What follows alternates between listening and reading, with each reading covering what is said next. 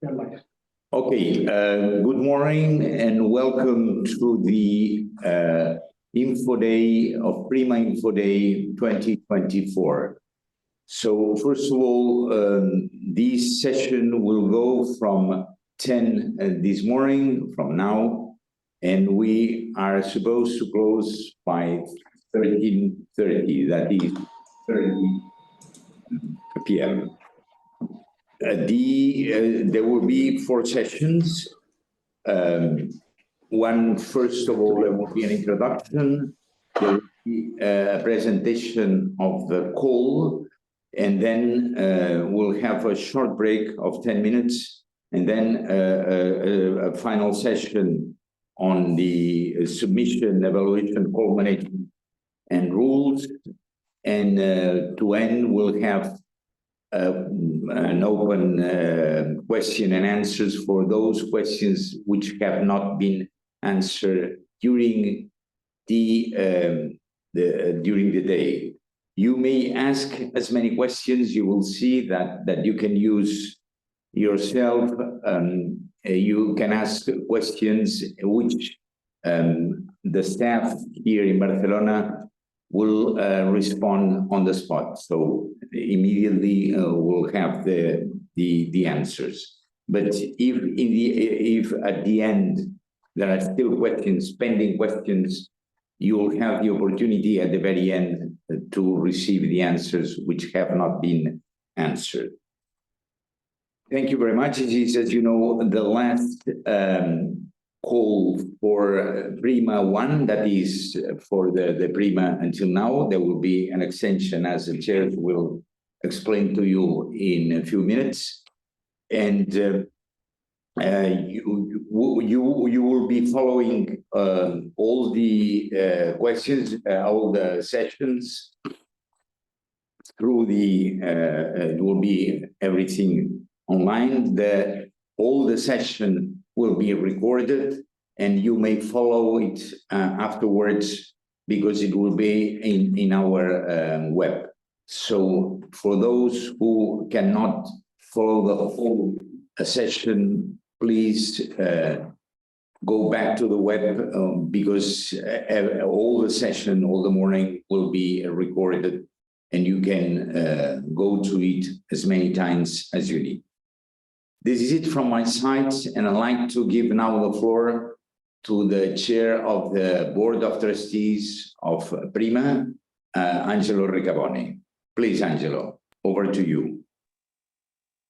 Thank you, Octavi, and good morning to everybody. We are very pleased that, as usual, we have a very wide participation to this Infoday. We know that there are very deep and dangerous consequences of the climate change on our productions.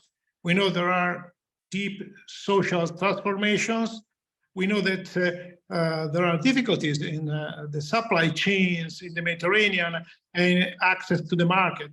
So we all know that sustainable food systems are now at the center of the agenda of many institutions and many countries. We are all aware that we need to have more sustainable food systems, nationally and in terms of the area of the Euro-Mediterranean. So what we started 10 years ago was to think about how to foster innovation in the view of more and more cooperation. And now innovation and cooperation are more relevant than ever. So we are very pleased, and we do thank the Commission, the Parliament, the European Council for the very fast track which allowed for the continuation of PRIMA with 3 more years. And then meanwhile, we will start a conversation, and we invite all of you to that. We will start the conversation for the new PRIMA. So we are very pleased now that we have more than 250 research teams in the Mediterranean, in the Euro-Mediterranean area, working together under the same strategic research innovation agenda. We have more than 2,300 people, researchers, working together on this. So that is very, very important, and I think that is something which characterized our initiative.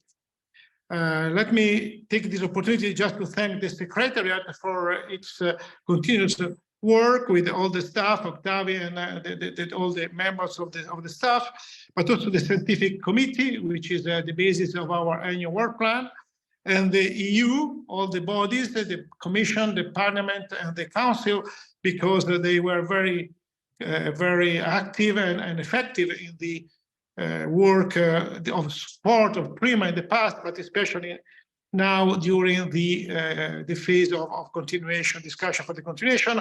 The national funding agencies of each country, which have been very active, the governments of the 19 countries participating to PRIMA, and also UFM, because they are our strategic partner, and we are very pleased to work with them very closely and very effectively. So I don't want to take more time. Again, we are here to present the annual plan, and we hope that all of you will enjoy our proposal and you will participate successfully to our cause.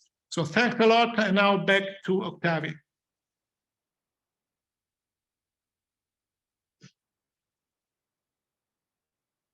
Thank you very much, Angelo. And now I'd like to ask Mohamed Shinawi, co-chair of the Board of Trustees. Please, over to you, Mohamed. Thank you so much, Octavia, and thank you so much, Angelo. And it's a great pleasure to be among you today in this very important day of Infoday of PRIMA that we all expect.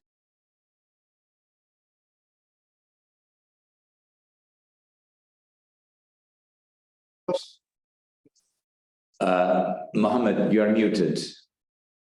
I hope that the Infoday will be informative and covers all your inquiries today with around 1,000 participants around the Mediterranean. It's a great pleasure and honor to be among you. We see how education and research advancement is the cornerstone of social and economic progress in developing countries, and how it plays a fundamental role in wealth creation, boosting the prosperity of human lives and transformation in any society.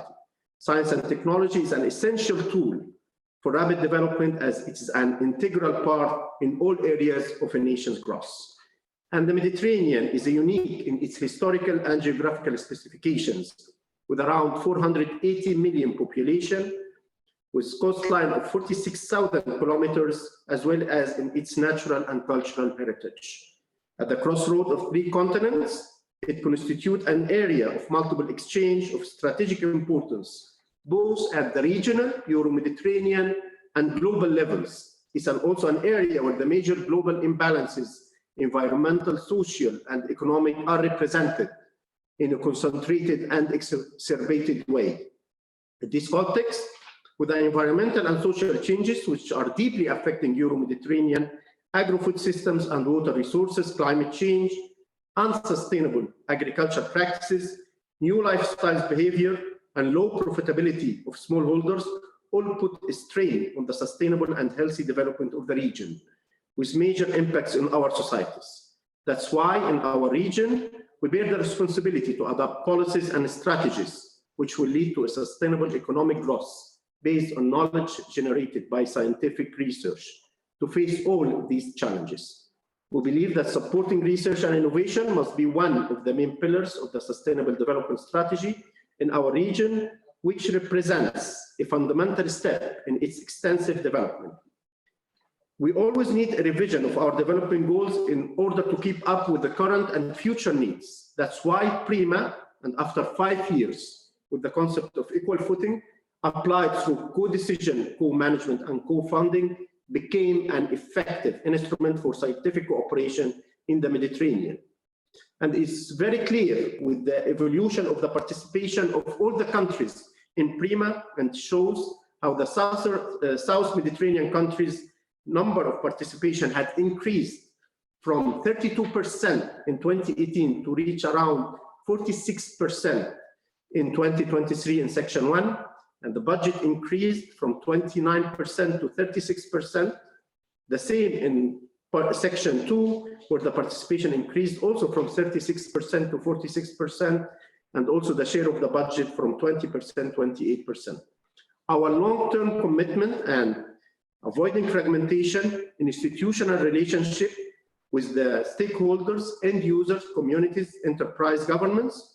We believe that we must align our forces together to have a real impact on our communities. And this goes with all our strategic partners.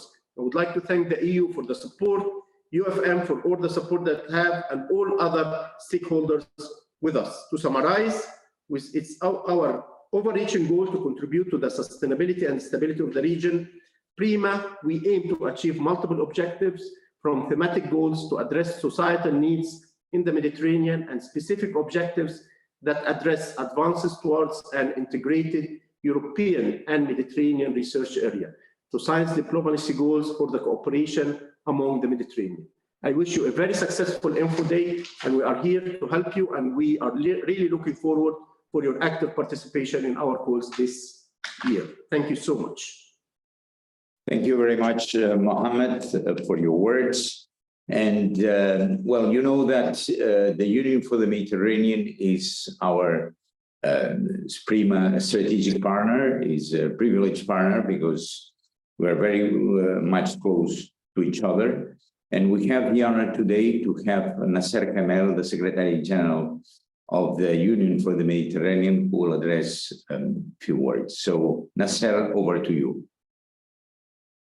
Thank you. Thank you, my dear friend, Octavi Quintara, the director, and also my very dear friends, PRIMA co-chair, my friend Angelo Riccaboni, and also Professor Mohamed Wageih, and all the esteemed colleagues from the European Commission, of course, who are attending today.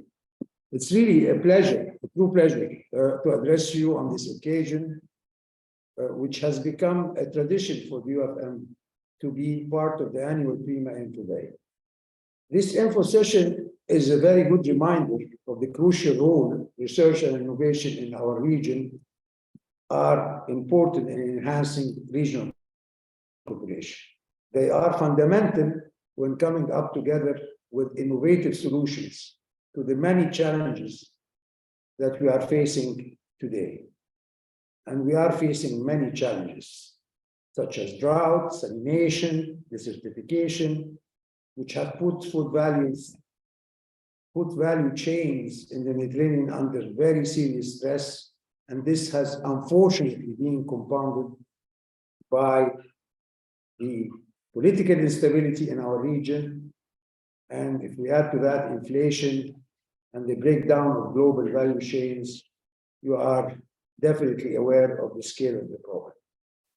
This calls our region to take food production in its own hands through new ways and methods able to withstand also the terrible impact of climate change and environmental degradation. Here is where research and innovation come to play, not as an option to invest in, but as an indispensable way forward to achieve more sustainable food systems in the Mediterranean that will not only feed our people, but also safeguard our planet. We must also not forget the important socio-economic impacts that agri-food has on many Mediterranean societies. Connecting academia with businesses in this sector is a priority for supporting our youth. The UFM is proud to be partnering with PRIMA on this innovation employability nexus and on the inclusion of green skills in academia, including on an upcoming high-level seminar to be held in Siham, Zaragoza next month. Overall, not only on this aspect, we at the Union for the Mediterranean deeply value our work and collaboration with PRIMA as a strategic partner. Octavi mentioned that, and a key player in our collective efforts towards more sustainable and secure food system in our region. The message coming from the latest COP, where the Mediterranean was once again present with a unified face to the world, is that we need to make the green transition happen, especially on food systems. On this regards, PRIMA's work in nurturing a community of Mediterranean innovators is key to promote this agenda. in our region by strengthening our economies, innovating so our food systems are resilient against climate change, and fully achieving the green transition. New solutions need to be created or upscaled, and this makes these new calls for proposal presented today all the more worthy.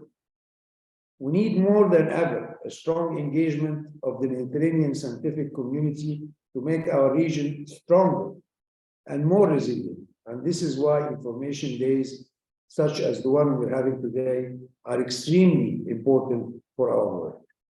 I am convinced that today will be a fruitful day for all of us, and I would like to take or seize this opportunity to thank all our partners in PRIMA and beyond for their effort towards our shared goals. I thank you very much for your attention, and wish you all a very successful meeting. Thank you. Thank you very much, Nasser, for your kind words, which are inspiring for all of us. And now let me remind you that PRIMA, as you all know, is an initiative of 19 participating states, most of them around the Mediterranean, but the European Commission plays a major role both in funding and in organizing these calls. So we have today the privilege to have with us two members of the European Commission, Elisabetta Balzi first, who is head of unit in DG RTD, and who is our counterpart, main counterpart with the Commission, PRIMA and Commission. The counterpart is led by the team of Elisabetta Balzi. So Elisabetta, please, over to you. Thank you for the floor. I'm attending. My name is Silvia Nemet. I'm the Deputy Head of Unit of Elisabetta Balzi. Due to a last-minute commitment, I had to jump in, but I'm very happy to be here today. And I was here when PRIMA was born, long number of years ago, so I'm quite familiar, and I'm very happy to do this speech today. PRIMA is an initiative that fosters cooperation among 19 participating states. And it really emerged as a main instrument in the EU Mediterranean cooperation that supports research and innovation on key sustainability challenges, such as water management, agriculture, and food systems. In this sense, PRIMA is one of the greatest achievements of the Euro-Mediterranean cooperation in research and innovation. So from the side of DG Research and Innovation, we are very happy to see its continuation. PRIMA helps us to identify innovative solutions to safeguard water resources in the Mediterranean region and to strengthen the region's resilience to climate change.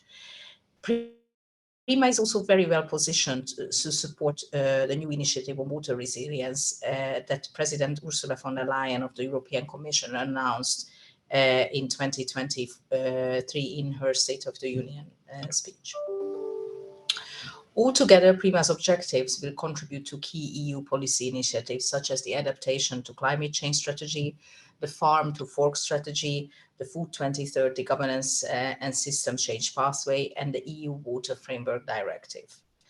For many people in the Mediterranean, one of the greatest challenges for their future and for their children's future is figuring out where their water will come from and how the water management system will look like. And if we do not act, then the water crisis will severely damage the future of all countries in the region.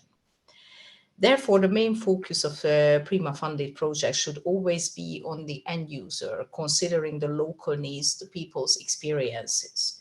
This way, the solutions that PRIMA offers are going to remain practical and useful for local people. Too often, there are great plans made and the implementation is forgotten. There are too often great ideas that are left on the shelf because they are simply not made for the end user. Research and innovation, I believe, has the power to make people's lives better. But this will not happen unless we really focus on the people's needs. The causes of water and food shortages are global, but the solutions that must be offered must be local. They must be developed by and for the people that will use them. And the PRIMA-funded projects have the power to do so. PRIMA, through its annual work plans and the projects that it finances, aims to tackle challenges that are linking water management with agriculture and food systems. And it really offers solutions to close the interrelated water, energy, food, and ecosystems loops. The annual work program, which is expected to be adopted by the Commission during the second half of January, mainstreams this nexus approach into all topics. And this allows for a more holistic and integrated management and addressing challenges in the Mediterranean region in a holistic way. The annual work program also introduces the PRIMA Women Greening Food Systems Award, which recognizes and celebrates the outstanding contributions of women to promote sustainable and resilient food systems. It emphasizes the importance of gender equality and the valuable role women play in research and innovation projects. The annual work plan also proposes topics in collaboration with the mission Soil Deal for Europe. We'll hear a bit about this, that aligns with the mission's objectives to restore and return degraded lands to productive agroecosystems by adopting sustainable land management solutions and practices. Future calls could also explore synergies with other EU missions. For example, the collaboration with the mission Restore Our Ocean and Waters, for which the unit where I'm working is responsible for, together with DG Mare and with other DGs. And in particular, the mission Lighthouse for the Mediterranean Sea can help to align PRIMA's activities with the EU strategic objectives. The specific lighthouses, including the one on the Mediterranean, helps piloting solutions for the prevention and elimination of pollution, as that is the focus area of the Med Lighthouse. And I really want to emphasize the convening power of this mission as well. I'm happy to welcome you all today to this webinar, and I'm happy that there are so many participants who are interested in the overview on the upcoming calls and on the elaboration of the processes on how to apply for funding for PRIMA projects. Thank you. Thank you very much, Sylvia, for your words. You were speaking about Lighthouse, you were speaking about missions, and in fact, we have the privilege to have with us Luis Sánchez from DG AGRI, who represents one of the missions, Soil Deal for Europe, which of course is very close to PRIMA's heart, because we deal very closely with these topics. So please, Luis, over to you. Hello, everyone. Good morning. Thank you very much for inviting us to this Info Day. We are really happy because we have strong connections with PRIMA projects, and we are still building more synergies, and I would like to say a word on that. So thank you very much. I think everybody knows that soils are really crucial and they provide many ecosystem services. They are essential for the production of food, but also fresh water and nutrient cycling, the host biodiversity, etc. But around 60–70% of soils are degraded in Europe and beyond, globally speaking. So there is really an urgency to act. And the mission is part of the EU strategy Pathway to Healthy Soils. The mission incorporates the role of innovation to a policy framework that is putting as a priority soil health, from the EU soil strategy to the recently proposed directive on soil monitoring and resilience, which will be the first EU law on soil whose ultimate objective will be to achieve healthy soils by 2050. We are also This is complemented also by a long-term strategy to collect data and to monitor data through the EU Soil Observatory. And the EU mission is a novel transdisciplinary cross-sectoral real-life testing approach to soil management that addresses all land uses, not only agricultural, so forestry, urban, industrial. The main challenge we are facing here is to try to close the knowledge practice divide. So there is a lot of knowledge on soil research, but we really need to transfer that knowledge into practical management of soils. We are also starting or contributing to increase the knowledge on some emerging fields like soil biodiversity, soil contamination, carbon farming, or waste management. At the end, what we are trying to address here is a number of specific objectives that the mission has that has to do with the reduction of desertification, erosion, soil organic carbon, sealing of soils, reduce of pollution and enhancing restoration, improve soil biodiversity, improve soil literacy as well, the knowledge in society about soils, and reduction of the EU soil global footprint. So the main tool we have are the living labs. We are now in this year 24 starting the first 2025 living labs. These are real testing sites where we really want to test solutions for healthy soils and to scale up those solutions in a locally adapted way. So we know soil is different pedoclimatic condition, different cropping systems. We really need to test solution locally. So with this, we want to empower a rapid green transition for the uptake of solutions, very close connected to end users. This is another commonality we have with a PRIMA approach, and involving all relevant actors, and also producing materials and information for the future of advisory services that really can demonstrate, train, and communicate practical tools for land managers. So the mission, for you to know the state of play, is we have already invested around 300 million from 21 to 23. We are about to have like 50 projects. And you will see in the work program of PRIMA that there are clear mentions to the mission soil, asking for connection, for example, in topics like the ones referred to water harvesting techniques, water accounting, or agroforestry practices. So I think there are different ways to connect, to link up with the mission. Are in the work program. I would like to briefly mention some of them. For example, aligning the objectives of the projects with the mission objectives. I mentioned those objectives briefly. Also very important, we are trying to collect all the possible available information on soil data. So that data sharing and integration is also very important if we can really connect our projects and our data. You can also propose research collaboration, leveraging on shared resources and expertise. There could also be cross-project tasks forces to address specific challenges that are really important for the Mediterranean area, like erosion or desertification, of course, water scarcity. There could also be joint workshop, networking events, public awareness campaigns. As I said, it's also important for the mission, or capacity building for the projects and also for land managers. So I'm concluding briefly. Please visit the website of the mission soil platform.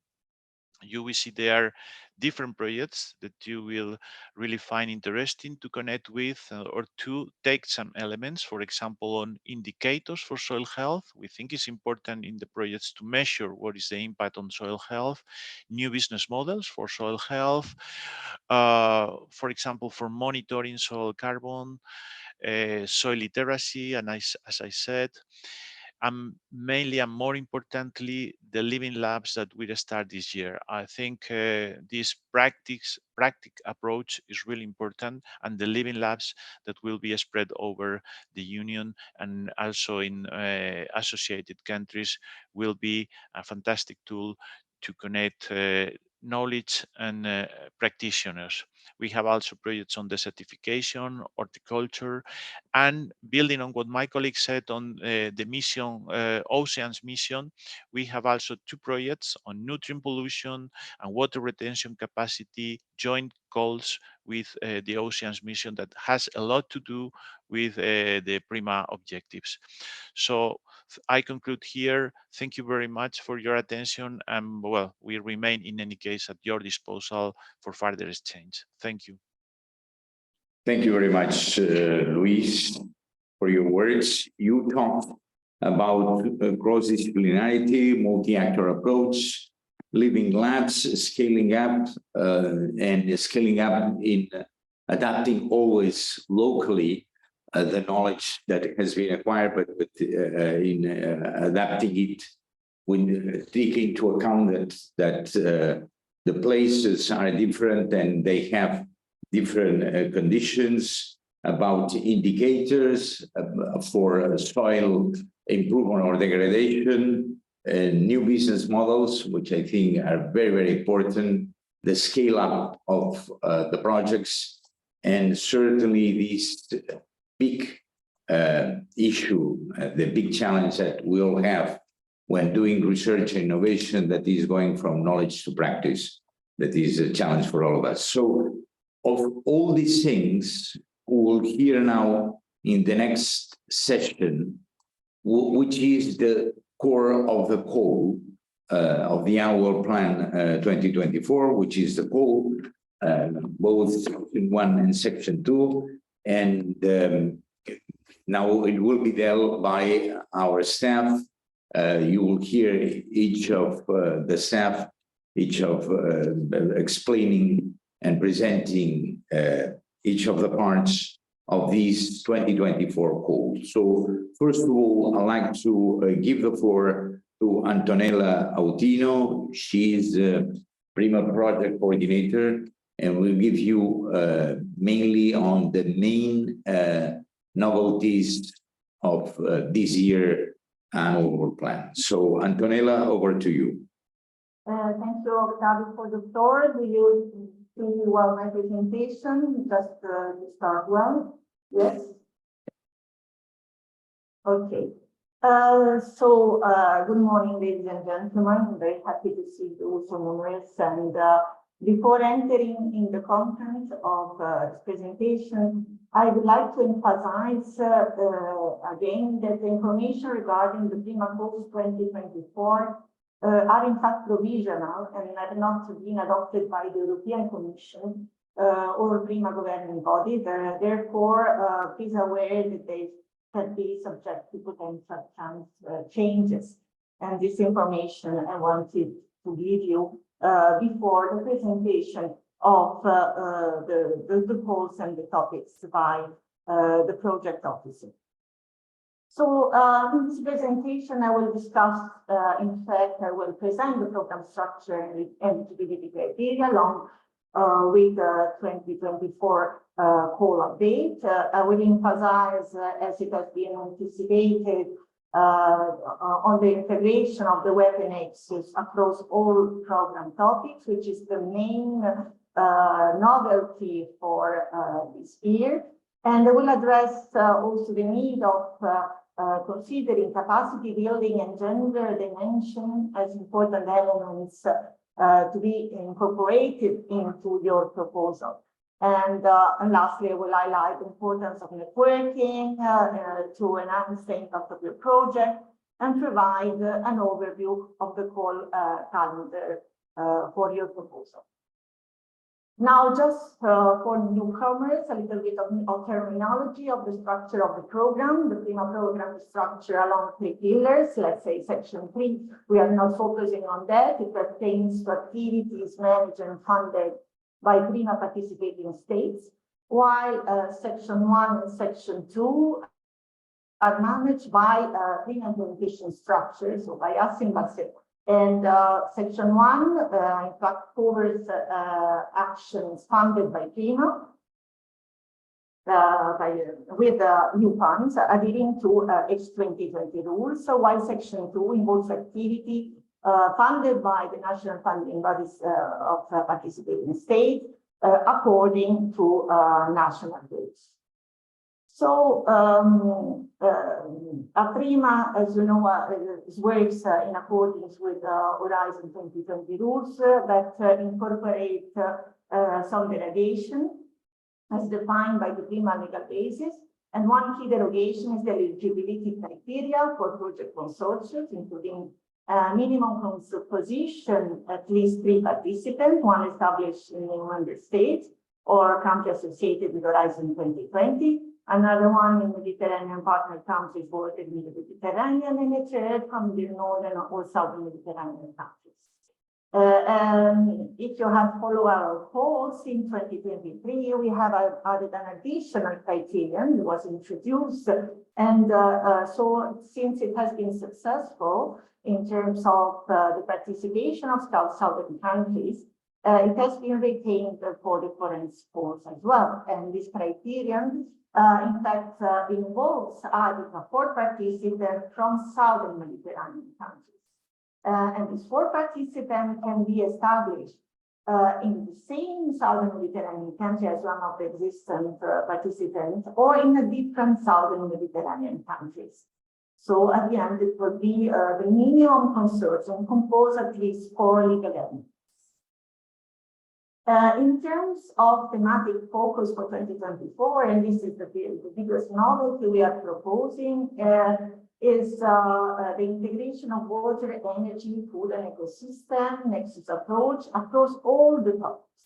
So for this reason, we have eliminated what it was called from us the thematic nexus, not because it's not important for PRIMA, on the opposite, because the nexus approach has really been integrated and mainstreamed in all the topics.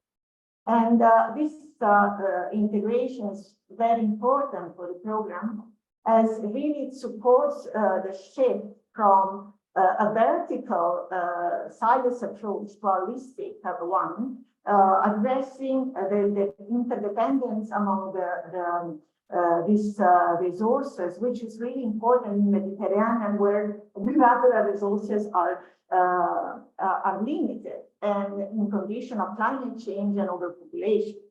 So this to stress this important point for the 2024 call. Is the PRIMA 2024 call, as our director said, is a significant transition, as it is the last one on H24 under those 2020 rules. And from 2024-5 onwards, we will have work programs operating within Horizon Europe.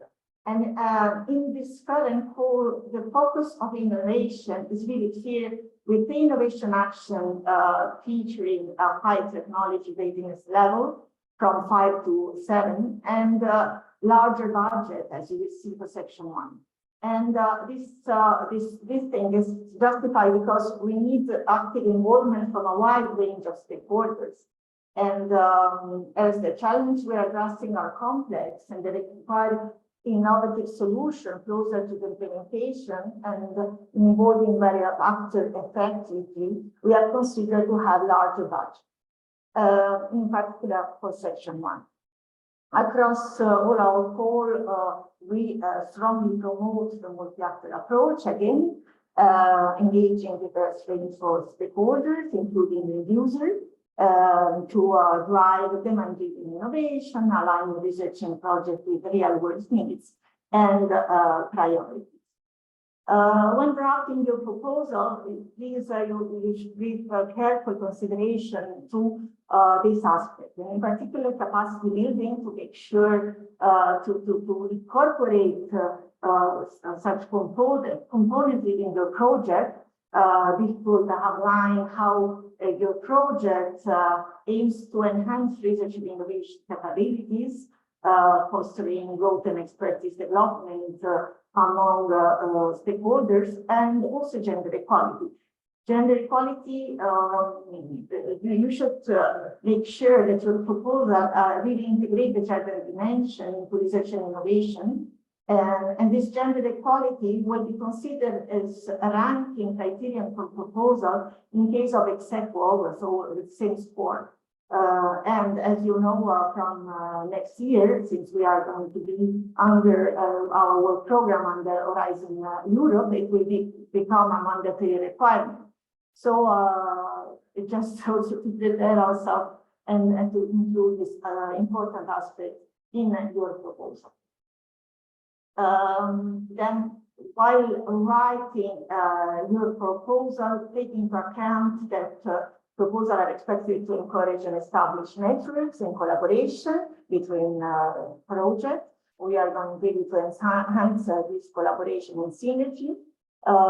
Proposals should also build upon the achievement and progress made by previous PRIMA projects or other projects in 2020, Horizon Europe, or from other initiatives as PRIMA-MED and PRIMA-MED. They are starting their course very soon. And your proposal should show how the past work and how your proposal is intended to extend and complement.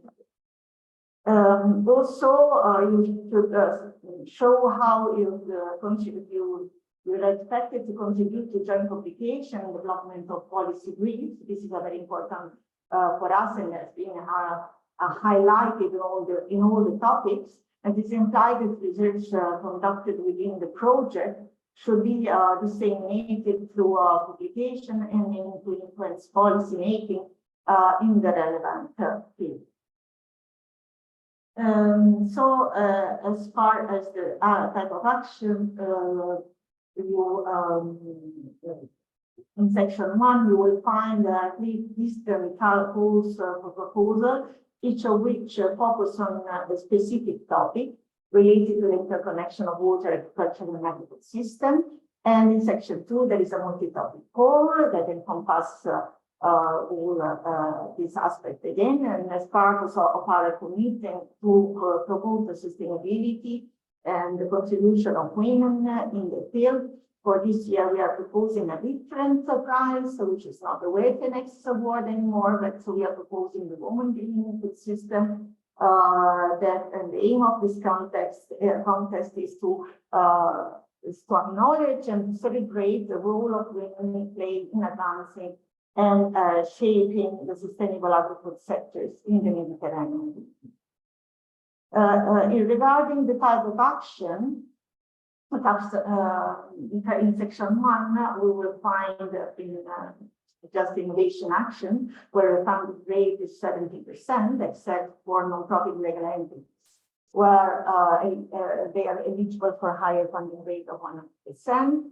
The technology readiness level, the TRL, of this innovation action with all within the range of 5 to 7. And this means that the project should be focused on developing technologies or innovations at that stage with a clear path towards a practical application. And for the section 2, which are similar to research and innovation action, the funding rate is determined by the specific national rules. So it's very important for you to consult and adhere to the specific rule. You will find this rule when preparing your proposal. You will find this rule in our website. Regarding the budget, the annual plan has a provisional budget of approximately 50 million, with 27.9 for section 1 and 32 million for section 2. And there has been some little changes from some countries in terms of financial commitment, mainly for Greece and Morocco. This will be announced during the proposed announcement. We will find a specific change in the financial commitment that will be alerted during when we are publishing our reports. Let's briefly go on the calendar. The opening is expected to be on 25 of January. For section 1, stage 1, the submission goes on the 2nd of April, and stage 2 on 24 of September. For section 2, stage 1, the submission goes on 4th of April, and with stage 2 submission on 26th of September. And evaluation result we do late in December for action. So I've concluded my presentation. I really wish you that you propose and present a very successful proposal, and I leave you to my colleagues for the presentation and in-depth description of the goals in the next now after the SLIDO presentation. So thank you very much, and have a very good information of the day. Thank you very much, Antonella.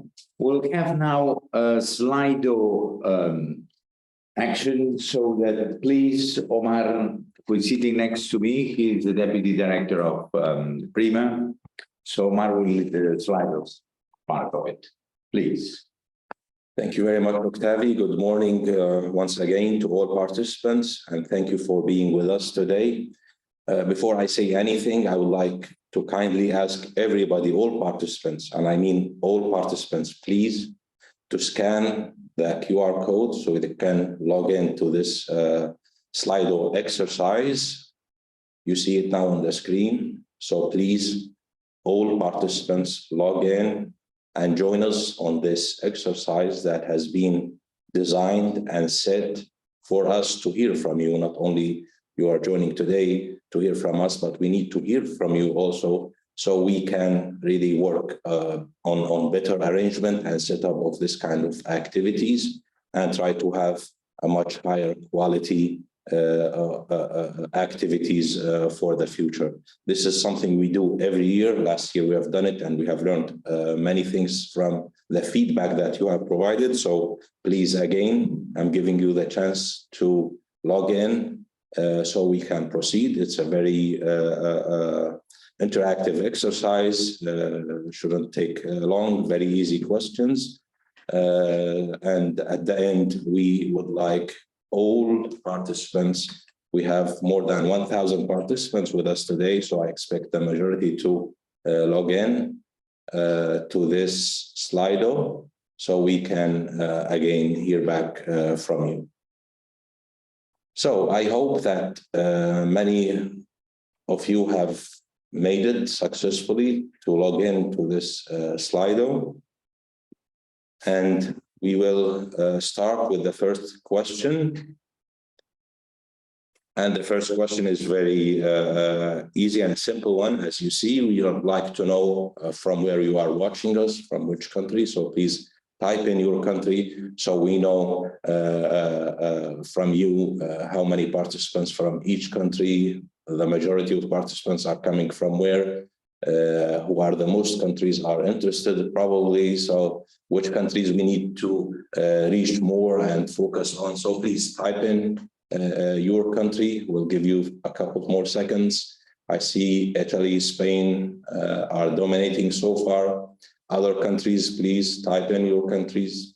All participants, will give you another, let's say, 5 seconds before we move to the next question. Thank you for your participation. We go to the next question. And the next question is just a yes or no, and we'd like to know if you have participated in our previous info days.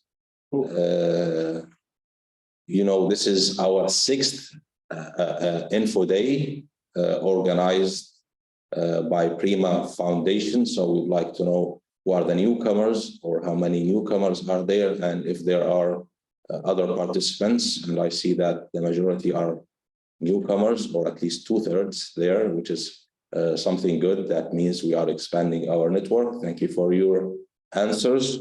We go to the next question, please. after knowing if you have participated in previous info days, we'd like to know if you have applied to PRIMA calls, and if you have applied as a coordinator or as a partner or both. So we'd like to know again from you if you have ever applied. And I see that the majority, or more than 50% so far, have never applied. So I hope that with this info day and the info that will be provided in this session will be helpful and encouraging for you to consider applying to PRIMA, either as a coordinator or as a partner. Okay, we can move to the next question, please.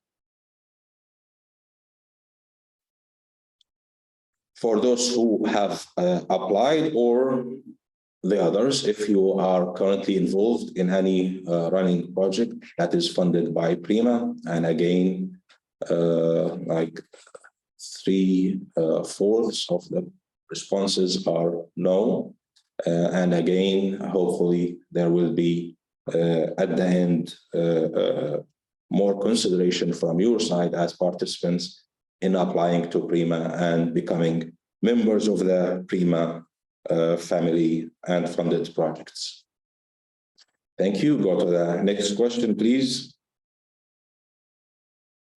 Here we would like to know why you are participating today, if this is your first time, or if you have participated before. So we're giving you the opportunity to reflect here, and I think you can select more than one option here. Either you want to know about the calls or the rules for application, or you need to network, or you need to be provided by some kind of training on how to apply to PRIMA. So which is the most important reason why you are participating today? So I see others there. So if you can be so kind, just type that in. I don't think we have the notes, but type it in the Q&A, so we know what is or what you mean by others there. Thank you. Go to the next question, please. We need to know also what is your specialty. Is it like one of the main thematic areas that PRIMA is focusing on, or if you are from other disciplines or from other specialties? So almost distributed more or less equally between the three thematic areas and probably others. So that's good to know. And next question, please.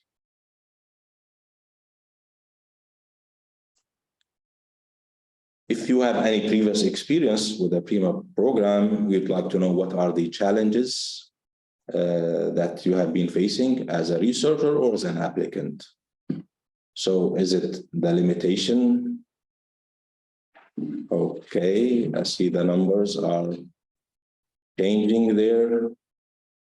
Building consortium. So I think later on today, you will have some tips on how to build your consortium. We can overcome this challenge there. Limitation of available grants. Okay. Rules and regulation, which is almost the least one, which is good. I mean, that's clear for you. Thank you for your responses. We go to the last question. And it is linked with one of the slides that has been presented by my colleague Antonella like a few minutes ago. If we tell you that a consortium consisting of Cyprus, France, Portugal, Spain, and Tunisia, is it eligible or not? So remember there, 4 entities, minimum 2 MPCs minimum. I'm trying to help here. So if it was clearly described to you or it wasn't. So far, I see that it wasn't, or the message has not reached clearly to you. 2 entities from MPCs, 4 entities minimum in each project in that consortium. Okay, keep going. Then you will flip it. Then we make sure that you got the message. We have only Tunisia there, so it doesn't say that 2 entities from Tunisia. That means, okay, Thank you very much for your participation. I think with this, we conclude this session. Thank you for your participation, and please stay tuned for the upcoming very useful information to be delivered by my colleagues. Thank you very much, Omar, for this SLIDO. And let's go through more into the detail of the codes. So we'll have each of our project officers who will explain the part for which they are more responsible. So the first one is Ali Rhouma. Please, Ali, over to you. Thank you so much, Octavi. Good morning, everyone. And thank you all for attending our Infoday in such high number. We exceeded 1,000 participants. Thank you so much again. So as has been anticipated this morning by Antonella, now the Nexus is integrated in all our topics. And today I'm going to cover the first topic, which is basically the water in the Nexus. And the topic is about the sustainability of Mediterranean irrigated agriculture through the implementation of the water energy food ecosystem Nexus approach. So basically it's an innovation action. So we expect to have higher TRL, technology readiness level. And we are expected to fund 2 projects with a total budget of 9.2 million euro. This means that 4.6 million euro will be allocated per project. The submissions, to remind you, the deadline of the submission of the pre-proposal stage 1 is for the 2nd of April 2024. So I believe you have plenty of time to start preparing your proposal, your consortium. I believe you have plenty of time. So coming back to the topic, the water in the Nexus, and you know that the irrigated agriculture in the Mediterranean is in the heart of the Nexus because the resources are more intertwined in any other system. And the irrigated agriculture is considered in the Mediterranean as a panacea to the food security because it contributes to 40% of food production, but also it occupies 30% of the agricultural land. However, the fact that irrigated agriculture consumes the large part of global blue water is more than 70%. It is affected by several factors. The main pressing factor here is the impact of the climate change. And we are experiencing the impact of the climate change in the Mediterranean with increasing of temperature, change of the precipitation patterns, and also extreme events. So these changes, of course, will affect the water scarcity and affect the irrigated agriculture. In the same time, the increase of the population growth, the urbanization, the economic growth has resulted in high competition between the different users, the water users. However, the policies through the subsidies, have increased the irrigated areas, but has led to several trade-offs. So the first trade-off is the increase of the energy, in particular the fossil energy, and the use of energy is not, translated in terms of operational costs for the farmers, but also on the greenhouse gases, on the substantial increase of the carbon footprint. And now when the subsidies go to the renewable energy, in this case, the farmers will switch their farming system to have more crops that use more water. And this situation would lead to over-exploitation of water resources. The innovation technologies, you know that the innovation technology, they are water saving, smart irrigation, and so on and so forth. But this will lead that the farms will switch to more water consumption crops, but also they will use more density, and this will lead also to over-exploitation of the resources. And last but not least, you know that the irrigated agriculture is associated to the use of fertilizers and pesticides. And this will cause pollution to the soil, pollution to the water. So basically, you know that the sustainability of the irrigated agriculture lies in the integrated management of the resources, and particularly how we can reduce these trade-offs and maximize the synergy between the resources. So basically, this is the scope of the school.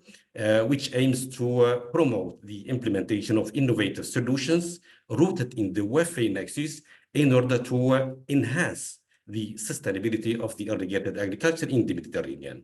So the proposal should assemble innovative solutions developed at the sector level and test them in a combined way, in order to maximize the synergy and reduce the different trade-offs. So there are different solutions that could be proposed. Could be smart irrigation solution, agroecological practices, the usual nature-based solution, and so on and so forth. Then the proposal should also assess the impact of these solutions. They have to assess the impact of the solutions to reduce the trade-offs, as I can say, and maximize the synergy.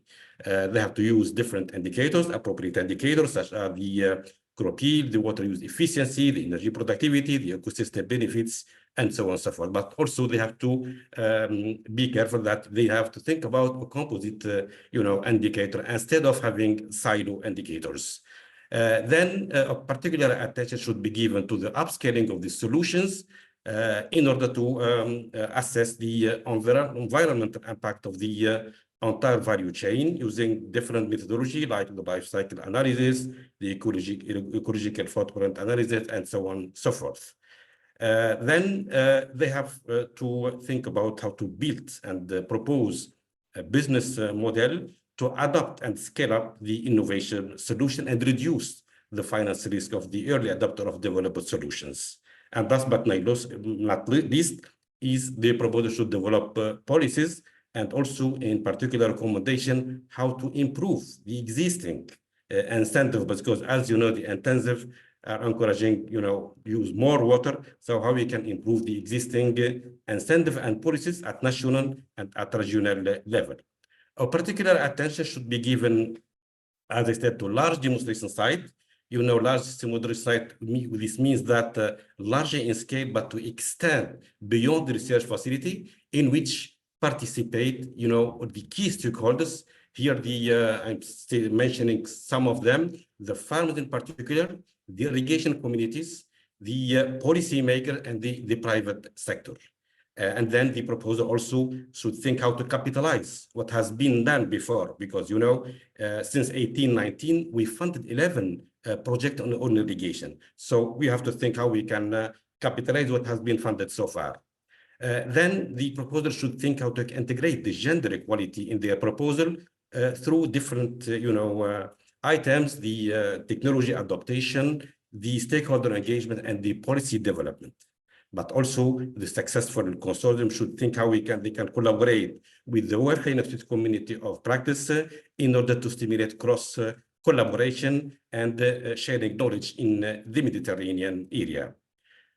So what we expect by funding these projects, first is the increase of the resilience of the irrigated agriculture in the Mediterranean through the efficient and sustainable use of the different resources.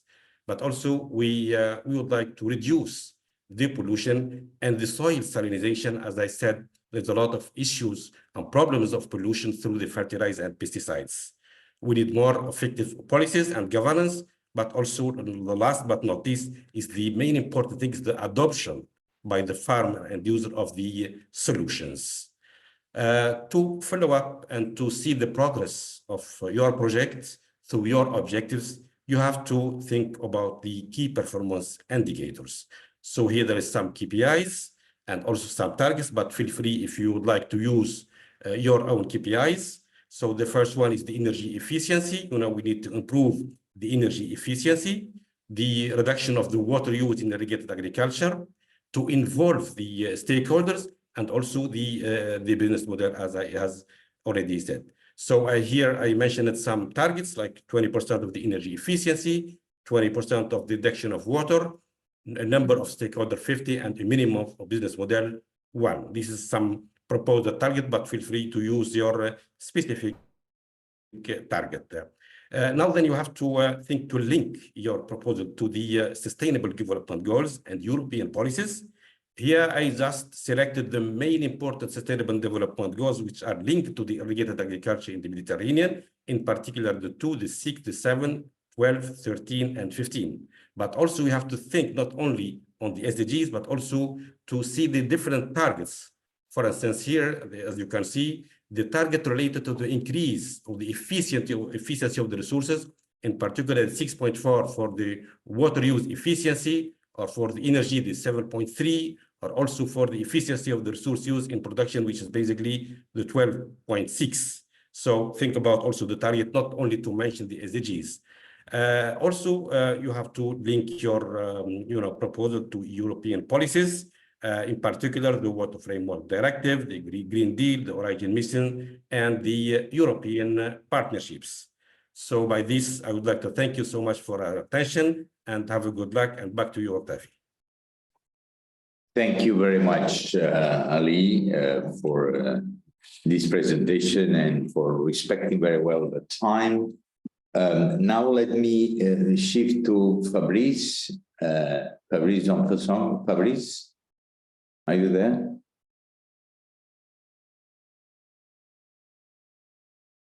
Yes. Go ahead, Fabrice.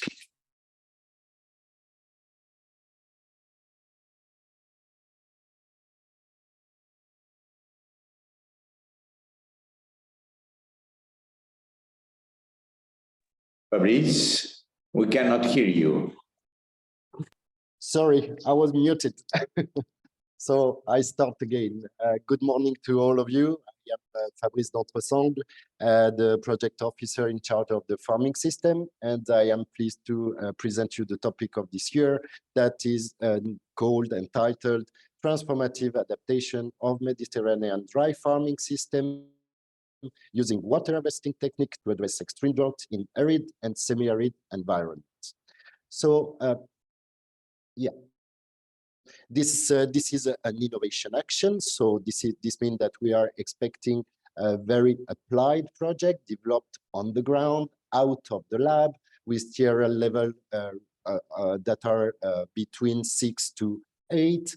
We have a budget of 9.6 million euro for this call, and we are expecting to fund 2 projects. So this means an average budget of 4.8 million per project.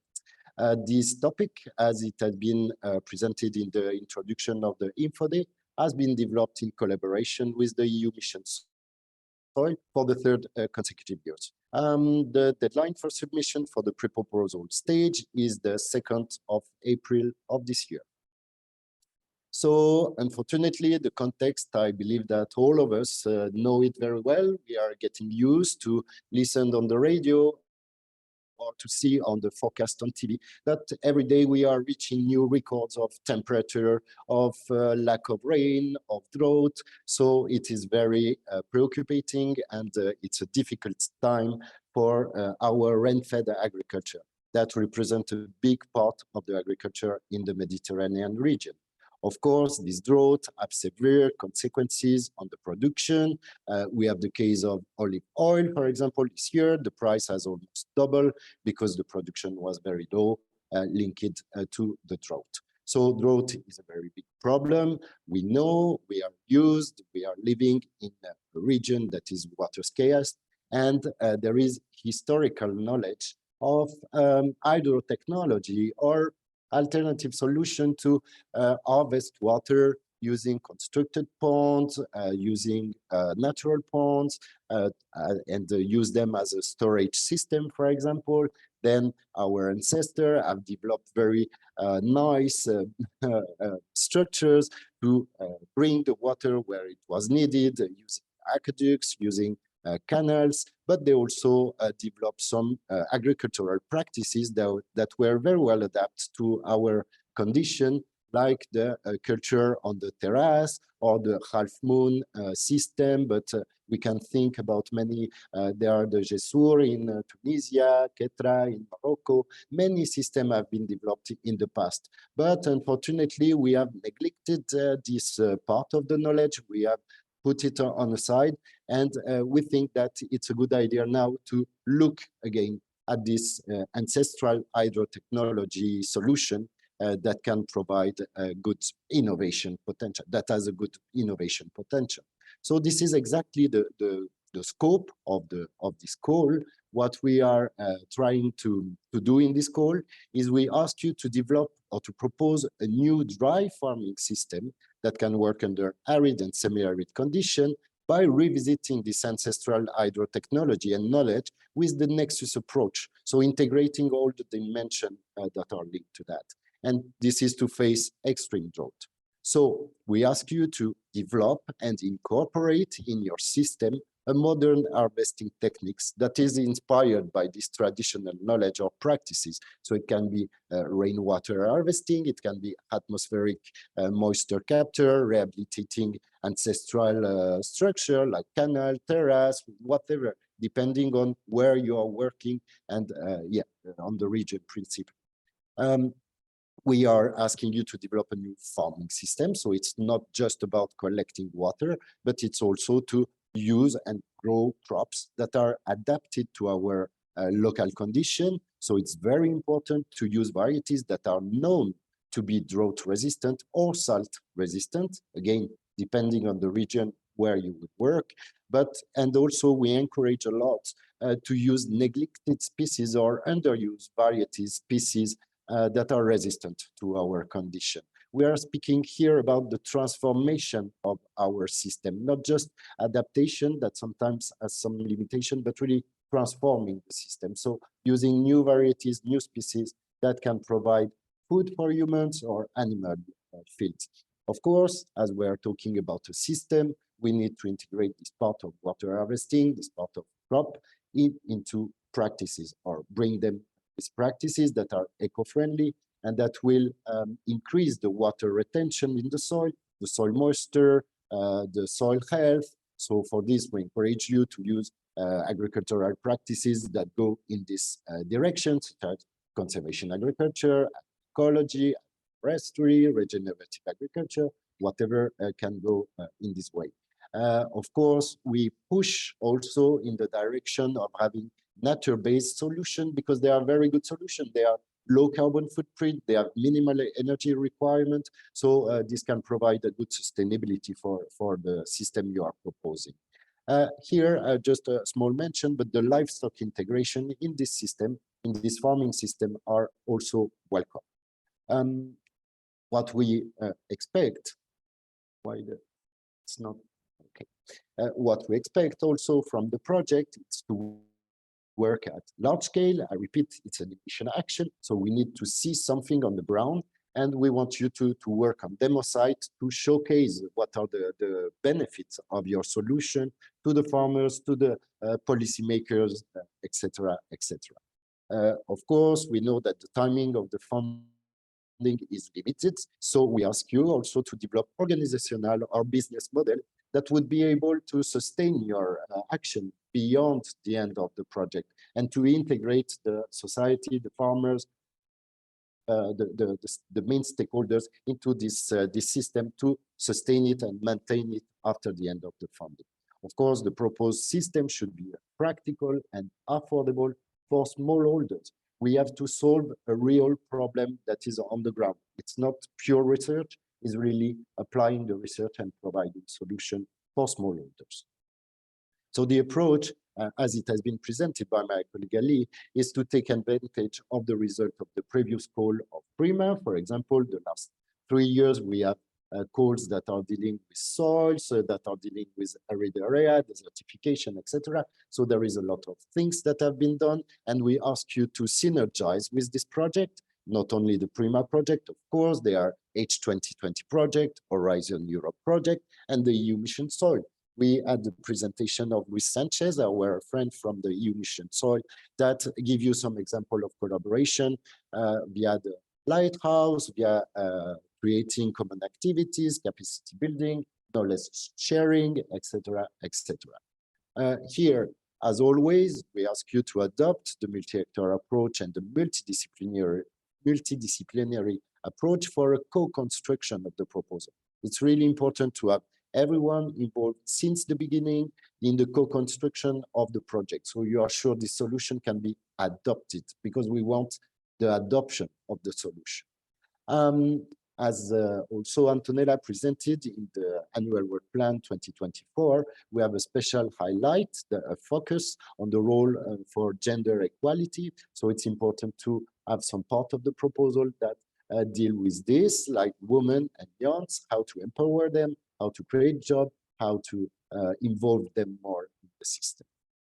The expected impact, so I will be brief, they are listed in the call text, but what we expect is large demo site in arid and semi-arid area that showcase your solution with new harvesting technology that are inspired by ancestral knowledge. We expect to have the creation of new product according to the crop you will cultivate, organized new value chain, organizational bonus for the long-term sustainability of the project, improve the water efficiency, of course, use indicators about soil health and the broader environment. We have to consider that the solution is not impacting negatively the environment. This is very important. And if I have to sum up, it's to propose a practical and affordable solution for smallholders to continue to produce in very harsh environments. The two projects that will be selected also under this call will be expected to produce a joint policy brief to highlight their solution and to promote them at high level and at policy level. So now I would be very brief. We ask you to integrate key performance indicators. They are listed in the calls. So as the number of demo sites, the number of harvesting system, but here one I want to insist, the smallholder adoption rate. This is a very interesting indicator.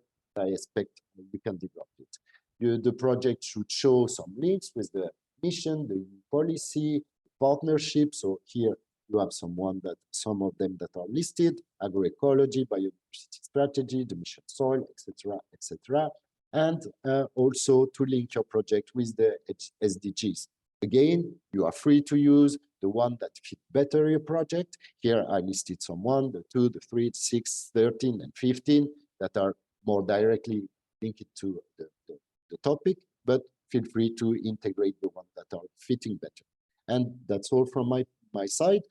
Thank you very much for your attention, and I wish you the best for the preparation of your pre-proposal.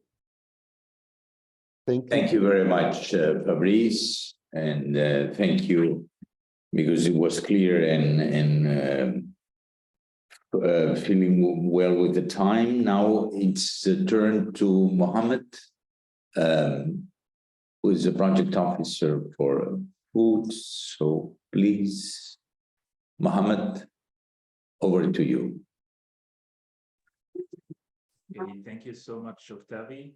Good morning to all of you all over the Mediterranean. I am Mohamed Wageih. I'm a project officer for the agri-food value chain. I'm sharing my screen now to talk about the topic of section 1 for this year for the agri-food. Just 1 second.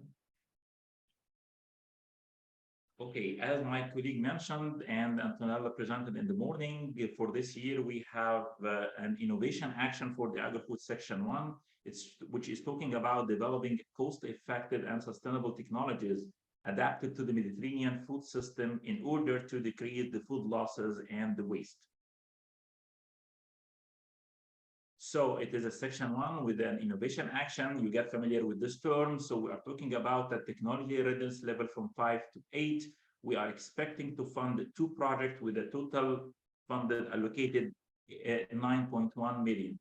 This means that more or less the budget of each project will be around 4.5 million. As my colleague already mentioned, that the deadline of stage 1 will be the 2nd of April 2024.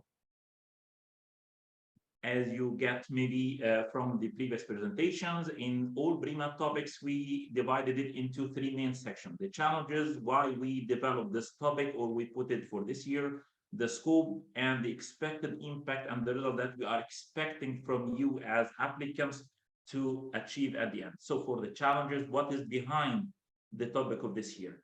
We all know that we have the food insecurity situation in the region, in the Mediterranean region, and over the years and decades, this have been solved or addressed by increasing the productivity But the other side of the coin is also to extend the shelf life and to minimize the food losses. Because if we keep the same level of the food waste and losses that we have, so every time you increase the productivity, you are on the other side, increase the food losses. What is specific in this region, which that we know it is suffering from the climate change, we know it is one of the most vulnerable regions in the world affected negatively by the global warming, in addition to the economic situation in the region and the out of the date of the infrastructure that we have alongside the whole value chain, such as the transportation, preservation, the cold chains. This increase for sure the food losses, also the disturbance of the value chain and the supply chain at the time of the COVID, and as well as for sure the war and the political unrest in the region. In addition to the classic challenges that we have in the region, such as the water scarcity, energy deficiency, and the losing the biodiversity due to the unsustainable farming system and farming procedures and practices and agriculture. So all these challenges together raise the importance of addressing this through this nexus holistic approach. That's why, as Antonella mentioned in the morning session, we have this nexus approach being implemented and integrated in all PRIMA topics for this year. So the scope of the topic for section 1 for this year is to deployment and demonstration of sustainable, green, and eco-friendly solutions in order to reduce the food losses and the waste, considering as well the use of renewable energy sources such as the solar and wind, in addition to the biomass. This is very important because we can valorize the byproducts and the waste from the agri-food value chain, not only to have this lowering the emission and have a positive environmental impact, but also it will have a positive impact by increasing the income of the smallholders and the small farmers. You can introduce as well genetic-based plant varieties that has a higher or longer shelf life. Very important as well to exploit and to disseminate and to capitalize on the previous products, either PRIMA or Horizon 2020 or Horizon Europe and so on. And here we underline the importance of using and to build on the key exploitable results of the previously funded product. You can go to the PRIMA website, for instance, and you can check the portfolio of all PRIMA funded and running products. And so you can see the previous findings that they achieved, and maybe you can build on it. It is also very important in your product to develop an active and intelligent food packaging, which is scalable, sustainable, and cost-effective. An integral part is to develop a policy recommendations and to deliver a policy briefs and to engage the stakeholders and the policymakers in your procedure. And in order to survive and to scale up and out, it's very important to ensure the sustainability of these developed solutions or products. That's why it is very important to integrate business models. Last but not least is to consider the integral or cross-cutting aspects such as the gender dimension and the gender balance and equity, the use of the digital revolution and ICT solutions to integrate the capacity building and the training activities in your program, in your product. Please consider that PRIMA is not a capacity building program, but here we are talking about an integrated activity to your product, like, such as raising the awareness of the small farmers or the small holders who are going to use your solutions. And this is a cross-cut for all different thematic areas. Last but not least, and as my previous colleagues Ali and Fabrice highlighted, the importance of the engagement of the stakeholders, such as the farmers, the retailers, the big companies, and the SMEs, as well as the academic and research organizations, and the policymakers and agricultural cooperatives, for instance. The expected results or the impact of your product is, as we said, to develop and to apply green, eco-friendly innovation solutions that can reduce the food loss and waste along the entire value chain and improving the efficiency and the cost reduction in this value chain, to valorize and repurpose the waste and the food byproducts. This will create an added value products for the small farmers and the small producers, to invent alternative energy sources and to use ICT solution to improve this efficiency of the value chain, to interact and integrate the stakeholders and to capitalize on the previously funded projects, not only PRIMA, but also extended to other EU projects and its findings. Last but not least, to improve the food quality of the nutraceutical and sensory levels. And here I want to share with you one of the tips and tricks that we learned over the years. You need to balance between covering all or most of these activities and expected result, and at the same time consider not to be so diffused and to be specific in your project. This is a tricky point, but it's very important to address as many as you can in your project, but at the same time be specific and focused in your project. And then the key performance indicators, the KPIs. We have a set of sub-objectives such as minimizing the food losses and the waste, and the related KPI to it, which is the percentage of reduction in the food losses and waste. The other sub-objective could be the improve in the efficiency and the cost reduction in the alongside the value chain, improve the stakeholders collaboration and actual engagement, and improve the food quality. In addition to your project specific KPIs, you can add extra more.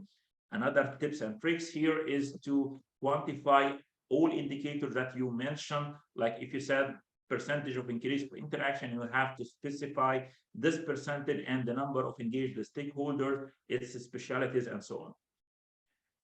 And as my colleagues already mentioned that, please consider that the PRIMA topic are not a standalone. It is related to the PRIMA program. So it is very important when you draft your proposal to look to the PRIMA Strategic Research and Innovation Agenda. Here we try to help the applicants by mentioning that this topic for agri-food is related to the operational objectives, point 7, which is reduce losses and waste, and 8, which is new food businesses. But also consider that PRIMA program is part of the EU bigger programs and initiatives. So it is very important as well to link your project with the other EU strategies and instruments such as the Farm to Fork, Circular Economy Action Plan, Renewable Energy Power EU, and for sure the major one, which is the European Green Deal. And also at the global level to link your project with a set of SDGs. And here we try to summarize the most relevant targets and SDGs to this topic. You can use this, but also you can add extra if you think that your project is also addressing other SDGs and the targets. Thank you so much for your attention and wish you all the best and good luck with your application. Back to you, Octavi. Thank you. Thank you very much, Mohamed. Again, this was clear to the point. And let me now introduce Ada, who will present mainly on section 2. So far we've been dealing with section 1. Now Ada will present section 2. So Ada, over to you. Hello, everyone. Hi, thank you for joining us. As Octavi said, I'm one of the project officers responsible for section 2. I will present to you 2 topics for section 2, and my colleague Marco will present you the other topic. I will share my screen.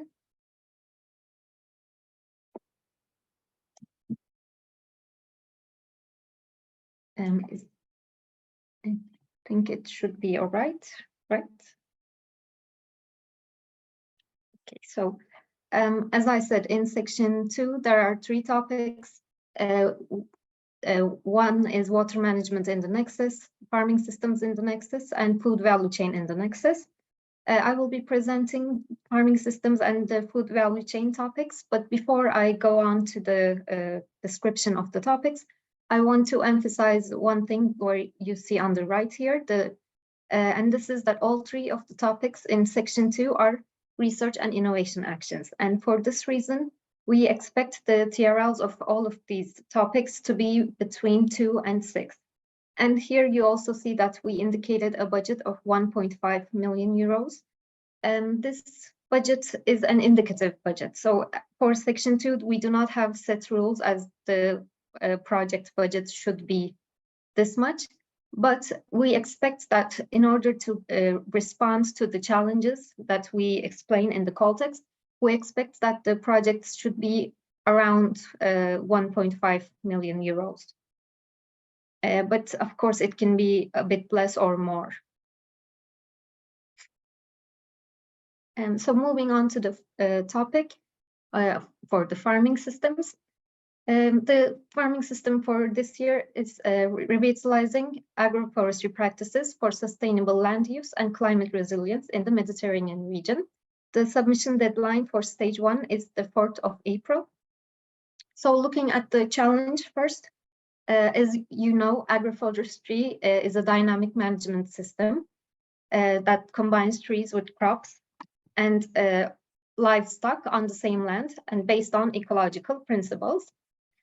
It offers the benefits of promoting sustainable food production, and it also contributes to carbon sequestration, reduces greenhouse gas emissions, enhances agricultural system resilience. By integrating agroforestry into agricultural practices, it becomes an essential component of the agri-ecological transition towards sustainable farming and sustainable food systems. So even though it has numerous advantages, agroforestry also faces a lot of challenges in the Mediterranean region. And as you know, this hinders the widespread adoption and the long-term sustainability of this farming system. One of these critical issues is the abandonment of forest maintenance practices. And this is mainly due to the perception of lack of economic rewards. And this trend has led to some unchecked forest growth and has increased the devastating forest fires.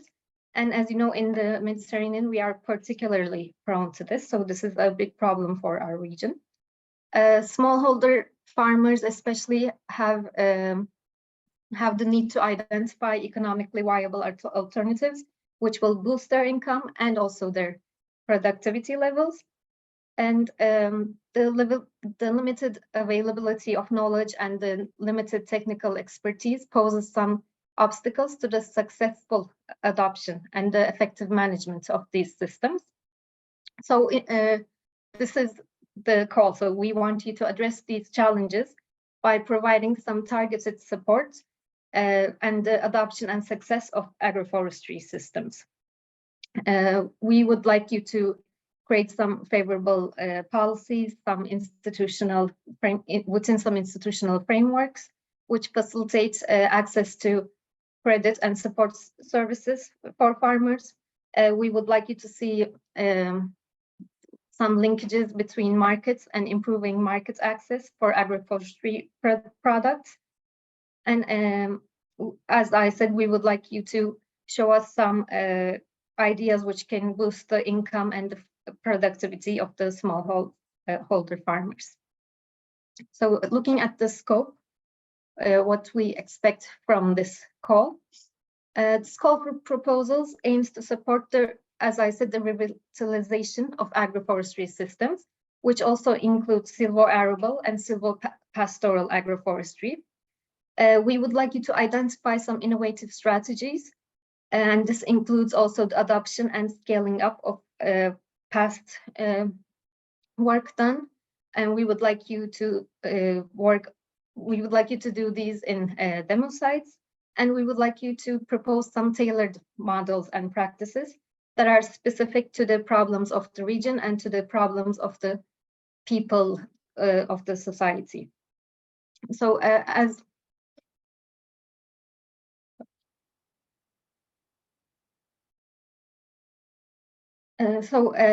for this, you should also consider the benefits of agroforestry systems and landscape management in promoting ecosystem services, such as carbon sequestration, soil health protection and restoration, water regulation, and biodiversity conservation. Proposals could assess the impacts on soil health and conduct some assessments through the environmental, social, and economic impacts of different agroforestry practices. And we would like you to use indicators aligned with the mission soil and the proposal for a directive on soil monitoring and resilience. Proposals should also connect with farming practices of the common agricultural policy, such as some eco schemes, and you should also quantify the impacts of these farming practices over time. Additionally, we would like the proposals to identify the technical, policy, and socio-economic barriers that exist, which are preventing the adoption of sustainable agroforestry practices in our region. And this should include an analysis of the regulatory and institutional frameworks that are governing the land use and the forestry. And they should also take into account the financial and technical support mechanisms which are available to the farmers. The proposals should also identify the appropriate ways to identify and improve traditional agroforestry practices. This could include adaptation of existing machinery or existing equipment, which should match the needs of the farmers in the real field conditions. This could involve the use of precision agricultural techniques, such as remote sensing and GPS mapping, to optimize resource use and reduce waste. And proposals should also consider the reduction of environmental impact and consider water reuse and waste management within a circular bioeconomy context, and which could include the use of composting and other sustainable management practices. In order to promote the adoption of sustainable agroforestry practices, which is our main goal, proposals should aim to raise awareness and enhance the understanding among the different stakeholders, and these should include farmers, policymakers, and the general public. And this can be achieved through some training programs, and we would like you to also focus on empowering women and be gender sensitive in your trainings and in your materials. Proposals should also, this is very important for us, should also emphasize the multi-actor approach and include a wide range of actors to ensure that knowledge and needs from various sectors, such as research, farmers, and advisory services, are all brought together. We would like the proposals to investigate ways to improve market access and value chain development. And this could be done through certification schemes, branding, and new business models. Projects are expected to build links with the mission Soil Deal for Europe, and proposals should include dedicated tasks and appropriate resources for coordination measures and joint activities with relevant projects funded by the mission.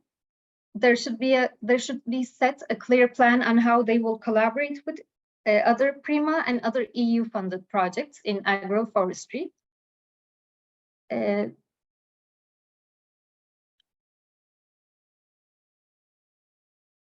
So we would also like the project selected within this call to produce a joint policy brief, which aligns with the call's scope and objective, and which can translate the main lessons learned, the knowledge and evidence generated by the project into key messages that can be delivered to policymakers. And for the last one, we also want to see other forms of collaboration, such as data sharing among each other, any communication and dissemination events that you can think of, joint deliverables, or other events that you think would be appropriate. These are very strongly encouraged. So looking at the expected impacts from the proposals, we would like to see an increased adoption of sustainable agroforestry practices among farmers in the Mediterranean region, which can lead to increased tree cover on farmland and improved landscape resilience. We would like to see improved agricultural productivity, improved soil health, biodiversity, and ecosystem services, such as fertility, carbon sequestration, or water use efficiency. Increased resilience to climate change, enhancing soil soil fertility and moisture retention, and diverse range of crops and livestock.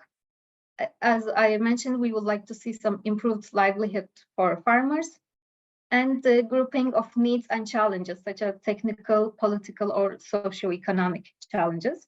So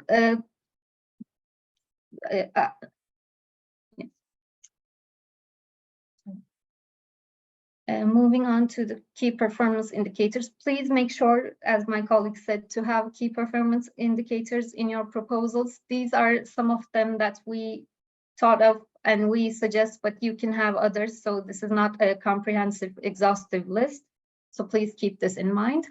Some of the key performance indicators that could be added to your proposal is the development and to develop and document new agroforestry practices to enhance system efficiency, productivity, or sustainability. So the target would be to develop and document at least 2 new agroforestry practices during the timeline of your project. Another KPI could be to create and distribute at least 5 unique learning materials each year. This can include training programs, outreach initiatives, and educational materials. And the target would be to engage at least a minimum of 100 individuals each year through your project. And another KPI could be to ensure that women have equal access to project resources. And the target for this would be the increase in the percentage of women beneficiaries by the end of your project. As my colleagues also emphasized that we would like to see some contributions to EU policies, horizon missions, and European partnerships. So the proposals should indicate these linkages very clearly, and of course these linkages should be relevant. For this, we thought that the European Green Deal could be relevant, a soil deal for Europe could be relevant, especially the specific objectives to conserve soil organic carbon stocks, and specific objective 6, improving soil structure to enhance soil biodiversity. And of course, there are several SDGs that your proposal could have linkages to. The major ones that we can think of are the SDG 2, Zero Hunger, SDG 13, Climate Action, SDG 15, Life on Land, SDG 1, No Poverty, SDG 12, Responsible Consumption and Production, and SDG 8, Decent Work and Economic Growth. So, of course, if there are other SDGs which your proposal has linkages to, they are most welcome, but please make sure to emphasize this in your proposal. So the second topic that I'm going to introduce is the agro-food value chain topic, and it's leveraging urban and local food systems for sustainable food systems transformation. Again, I will start with the challenge. As you know, the Mediterranean region is one of the world's most exposed area to the combined effects of urban growth and climate change.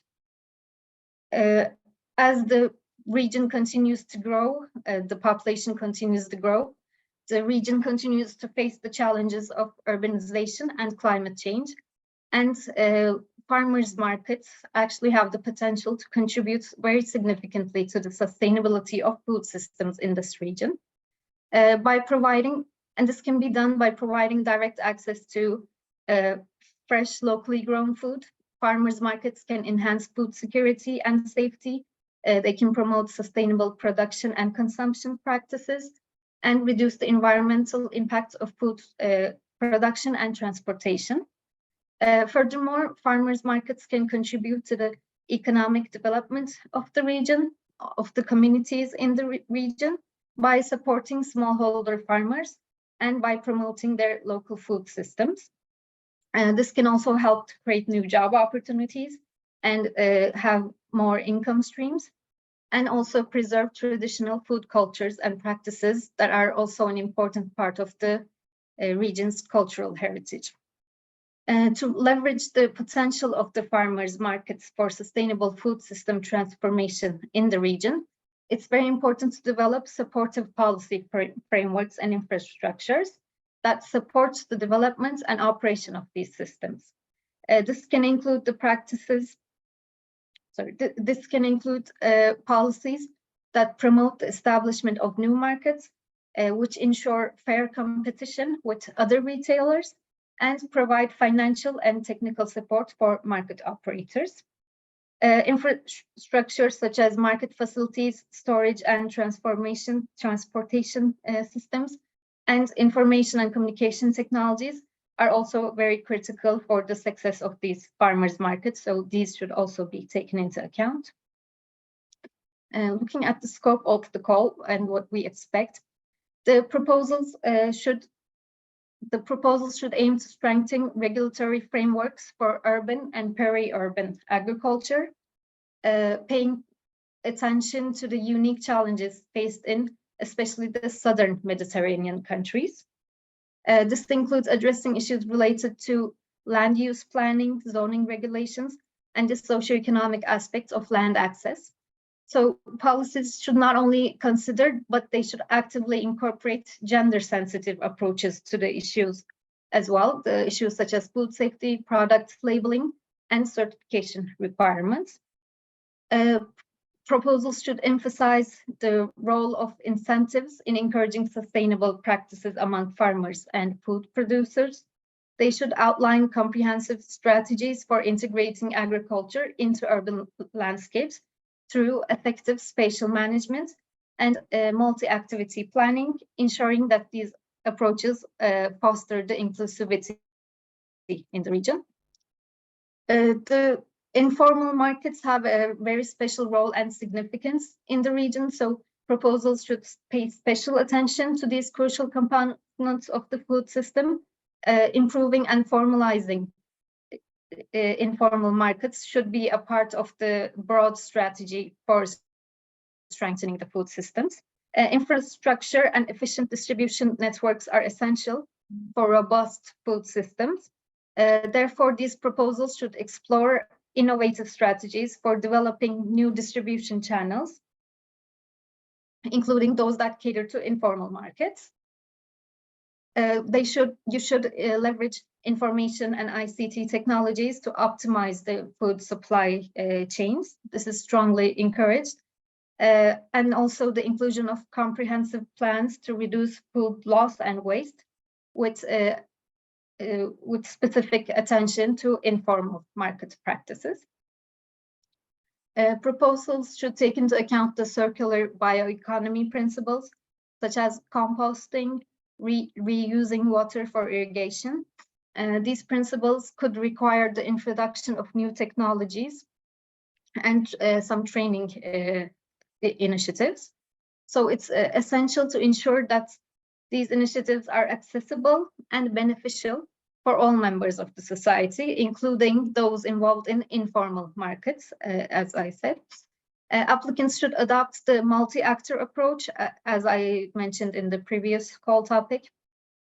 The multi-actor approach here should aim to make the research and innovation process and its outcomes more reliable, demand-driven, and shared and relevant to society.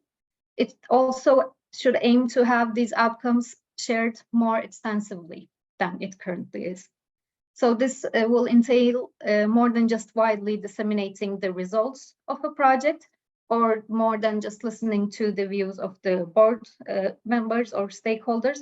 A multi-actor project should ensure genuine and sufficient involvement of a targeted array of actors, and only this could serve the objectives of this call topic.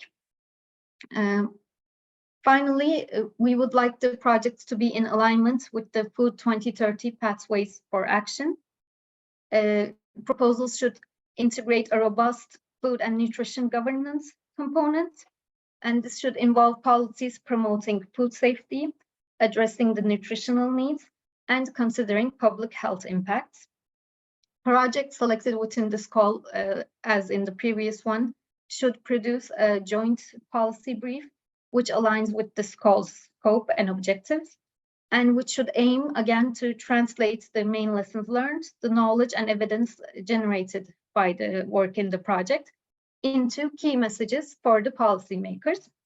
And other forms of collaboration, again, are very welcome, such as data sharing, any form of communication and dissemination activities, or joint events are strongly encouraged. Again, we have some expected impacts, which I would like to share with you. One of them is the enhanced regulatory frameworks. So we expect improved regulatory frameworks for urban and peri-urban agriculture, which addresses the specific challenges in the southern Mediterranean countries. These frameworks should facilitate sustainable land use planning, zoning regulations, and socioeconomic aspects, and should foster a more resilient and productive food system. We expect the integration of agriculture into urban landscapes, so an effective integration of agriculture into urban areas through spatial management and multi-activity planning, promoting inclusivity, and ensuring that urban environments support sustainable food production is very important. The formalization of informal markets, the improved informal markets through formalization efforts, enhancing their role in strengthening local food systems is also expected impact of this project, because this will contribute to increased access to fresh and locally resourced produce. And innovative distribution channels. So we expect the development of innovative distribution channels, which include leveraging information and communication technologies, so ICT, to optimize food supply chains, and which will result in more efficient and more sustainable food distribution. We expect to see reduced food loss and waste.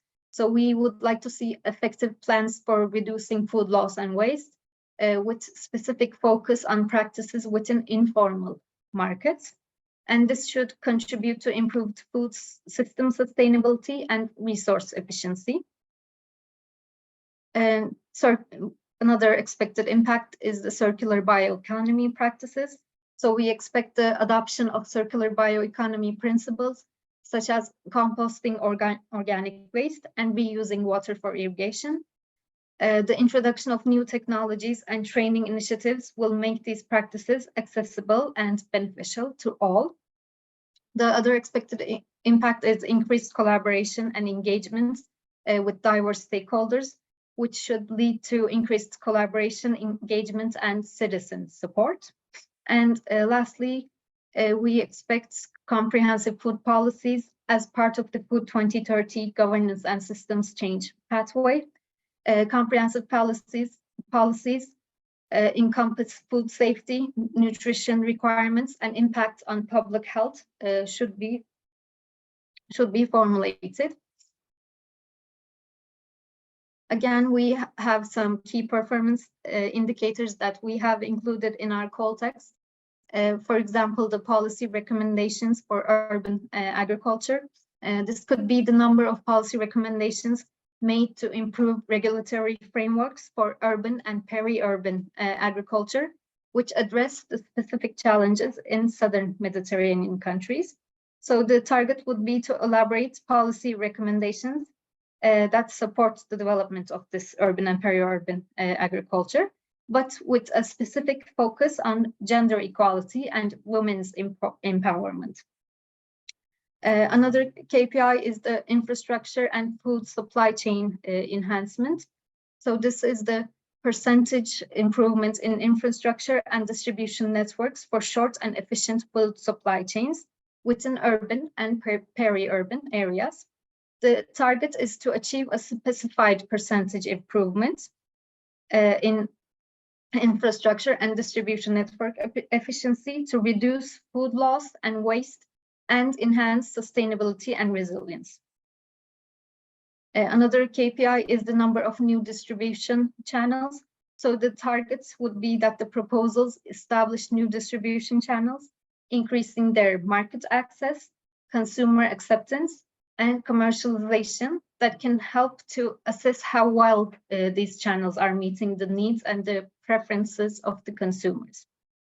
And lastly, the stakeholder collaboration and inclusivity. So the target here would be to achieve a minimum of 15% increase in collaboration and engagement with diverse stakeholders, which would lead to enhanced inclusivity and gender equality in food systems transformation.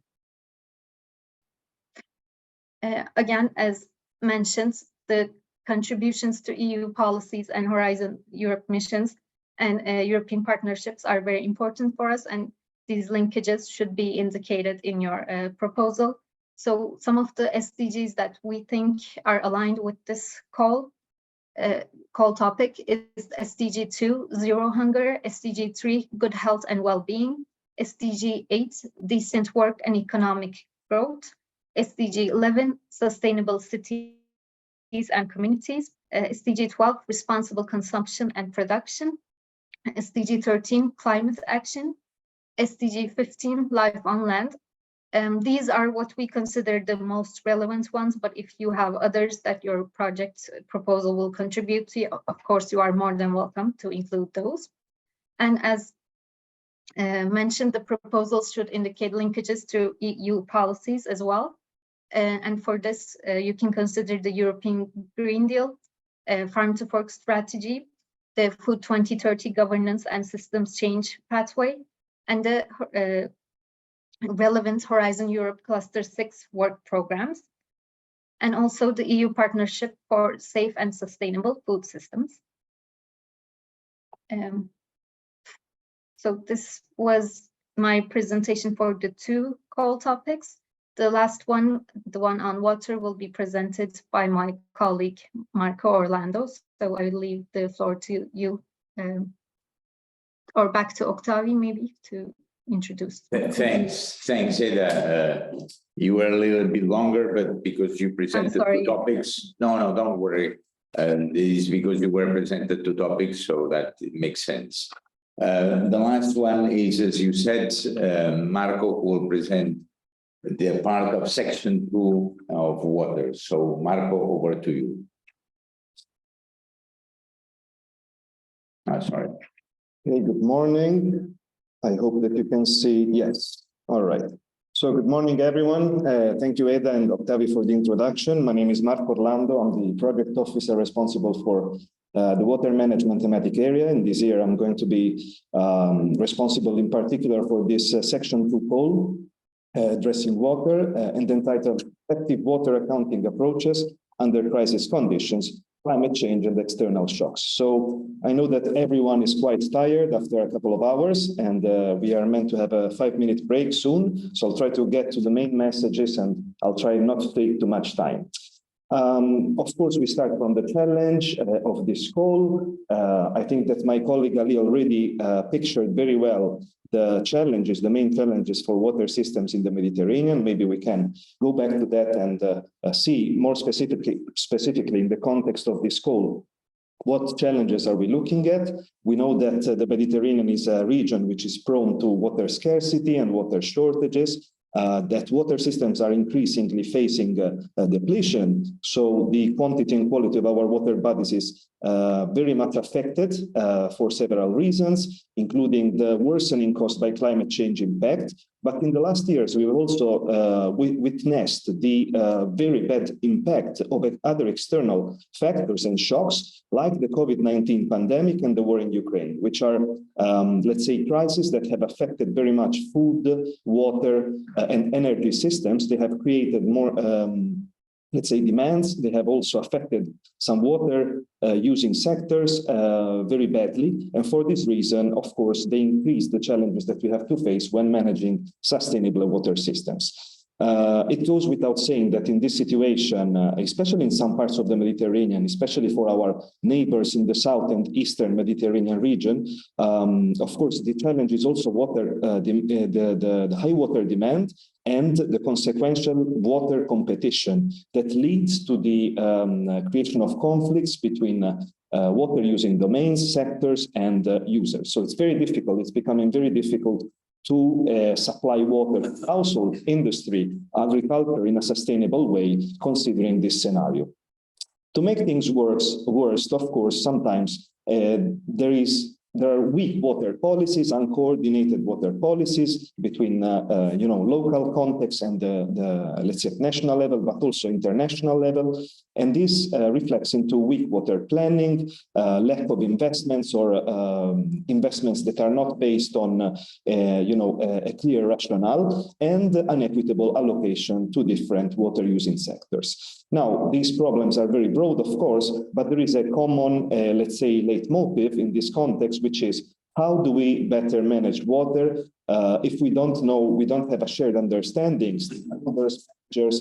decision makers and users, if we don't have a shared understanding of the state of water resources. So this is what we are looking at with this call. We have to identify problems and solutions by having this shared understanding of water resources state, including at the transboundary level or international level when water resources are shared across countries or basins. And the tool that we placed at the core of this call this year is water accounting. So first off, we are moving now to the scope of the call. Let's introduce this concept. We are making reference to the definition of the Food and Agriculture Organization of the United Nations, whereby water accounting is understood as the gathering, analysis, and communication of information related to water flows, fluxes, stocks, and consumption in a given geographical domain. Now, why is this a very important tool or framework, we could say, for water management? Because especially in times of crisis, where we have to face the impact of climate change or external shocks, as I explained before, because it can provide important information. Let's also remember that we are talking about having a shared understanding of water resources. So we need a common understanding. For having a common understanding, we need to have this information gathered, analyzed, and communicated to all users and stakeholders. And this framework, I was saying, it's very useful because it can provide information on the state of the hydrological cycle, any changes in it. Of course, we have to know what the availability of water resources is and what are the variations that are caused by, for example, the climate change or external factors like floods and droughts and other types of shocks. Once we know what the water, what is the water available, also we have to know what is the demand of the different users, what access they have to this resource, what are the investments needed in water infrastructure, and of course, as I said, water accounting is a good instrument to collect this information and analyze it and communicate it to the interested parties. It is a very important tool framework that we can use to better take decisions, to inform water governance. And of course, in this call, we have identified a series of activities that could be implemented in the project's demo sites so that this framework can be, of course, put in place for better addressing water sustainability. This is a list of activities that we are proposing. Sometimes you ask us if all of them are, let's say, obligatory, if you need to develop a proposal in which all of these activities they appear. Of course, they are all complementary activities. Some are more technological oriented, some are non-technological activities. Of course, they're really important, but the most important thing is that whatever proposal you put up, you include as many as possible, and there is a complementarity between these activities. So, as you can see, we are living in an era where, for example, real-time monitoring, new technologies and data sources are playing a big part in water management, especially the digitalization of the water sector. And these are, for example, things that we would like to see in your proposals, because through this, you can provide accurate information on water availability and uses, which is, as I said, one of the main components to analyze in water accounting.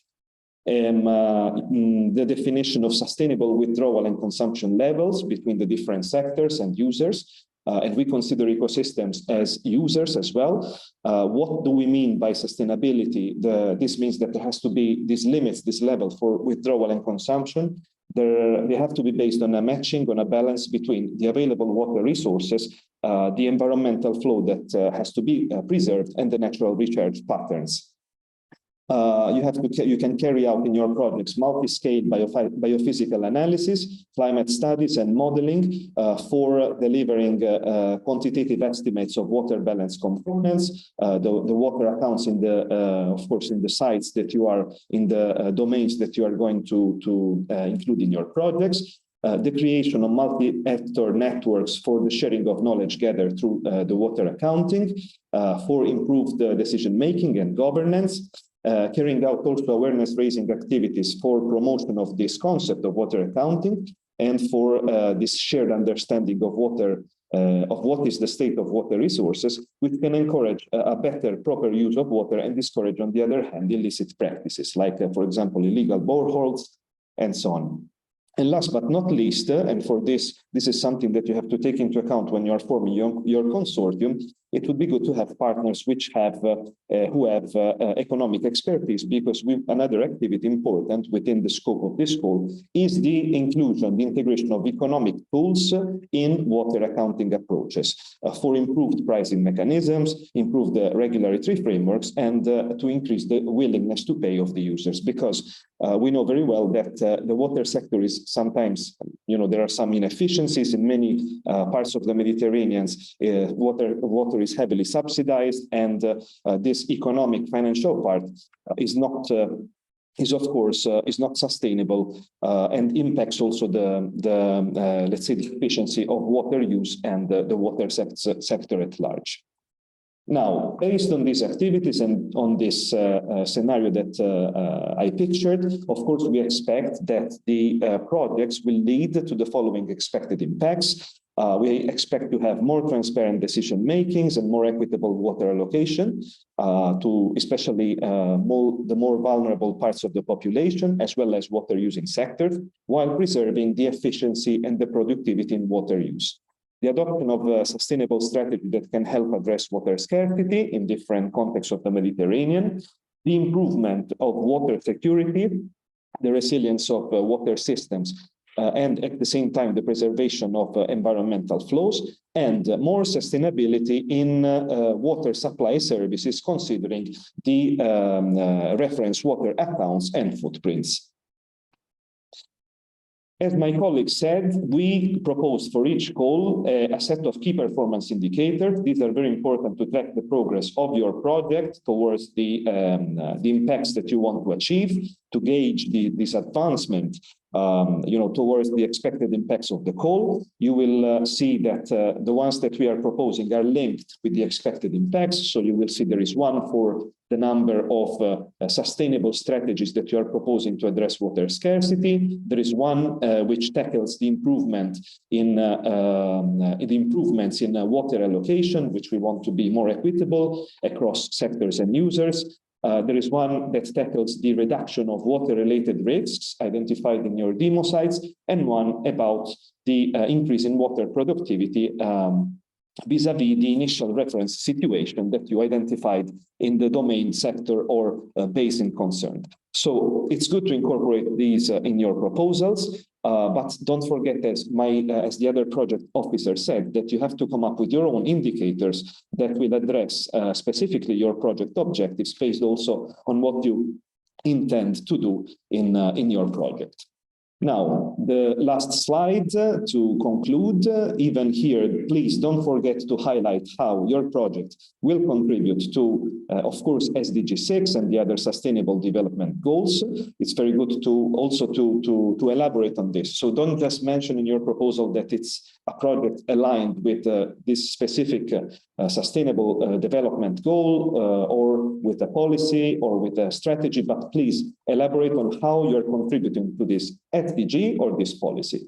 You can see some examples here of SDGs. I don't need to go that much in detail. Don't forget to highlight as well links with not only EU relevant policies like the European Green Deal or the Water Framework Directive in this case, and the relevant Horizon Europe missions and partnerships, but also with other national and international policies and strategies and other actions or projects that are aligned with your scope. Because I'm saying this also because of the fact that we have Mediterranean partners in our project, so they may also have to, they may also wish to implement some projects, some actions that are aligned with national policies or international policies. And I think I will conclude here. Thank you very much for that. Very much, Marco. This is the presentation so far, the presentation of the calls this year. I understand also that there have been several questions, but which I understand that most of them have been answered. So we don't need now a place for Q&A answers, at least at this stage.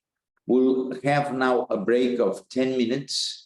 10 minutes, meaning that we need to, you need to go back at 20 past noon, 25 past noon, to have the second part of the next session, which will be the information on proposals, submission, evaluation, call management rules, and conditions. So this is the second part of the of today's Info Day. So take a relax for 10 minutes, and we'll go back here at 25 past noon.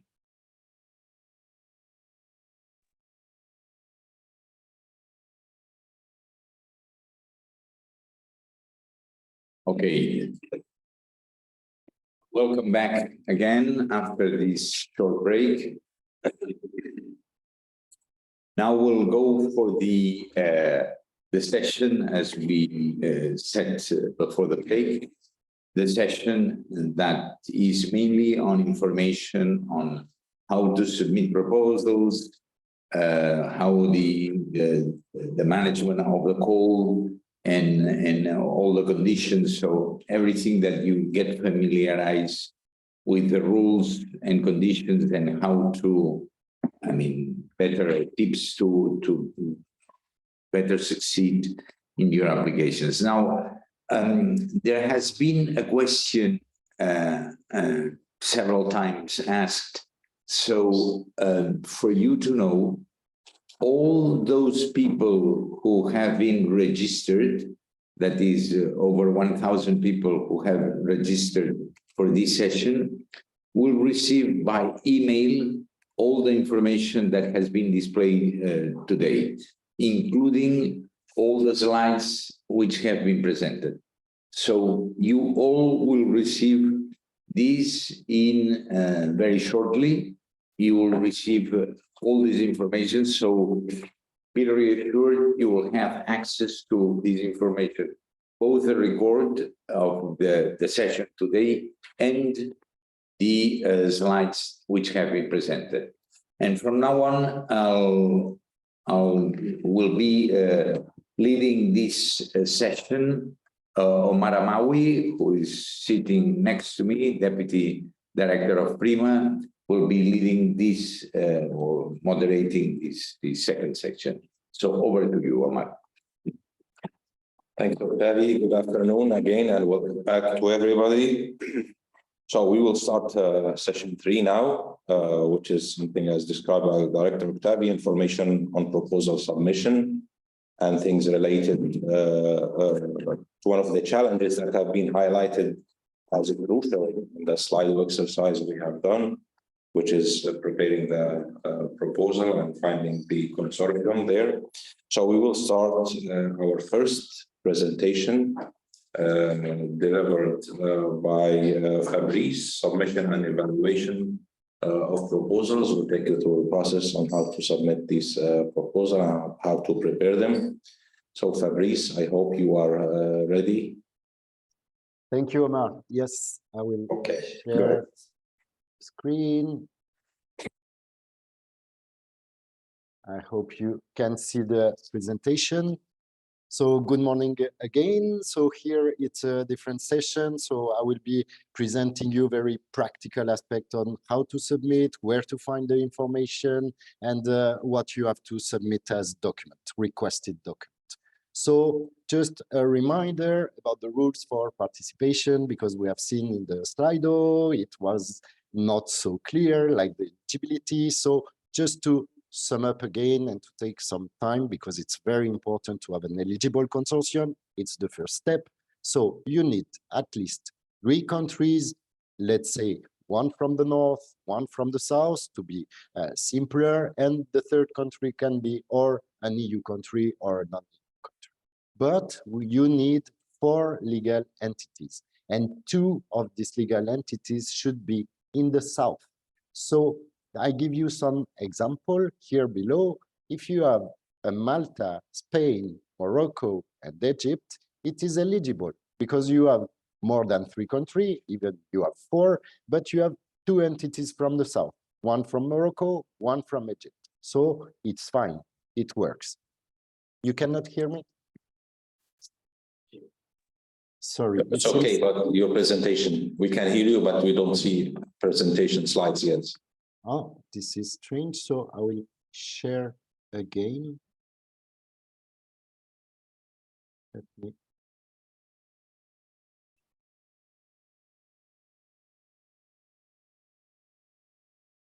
So it's working now.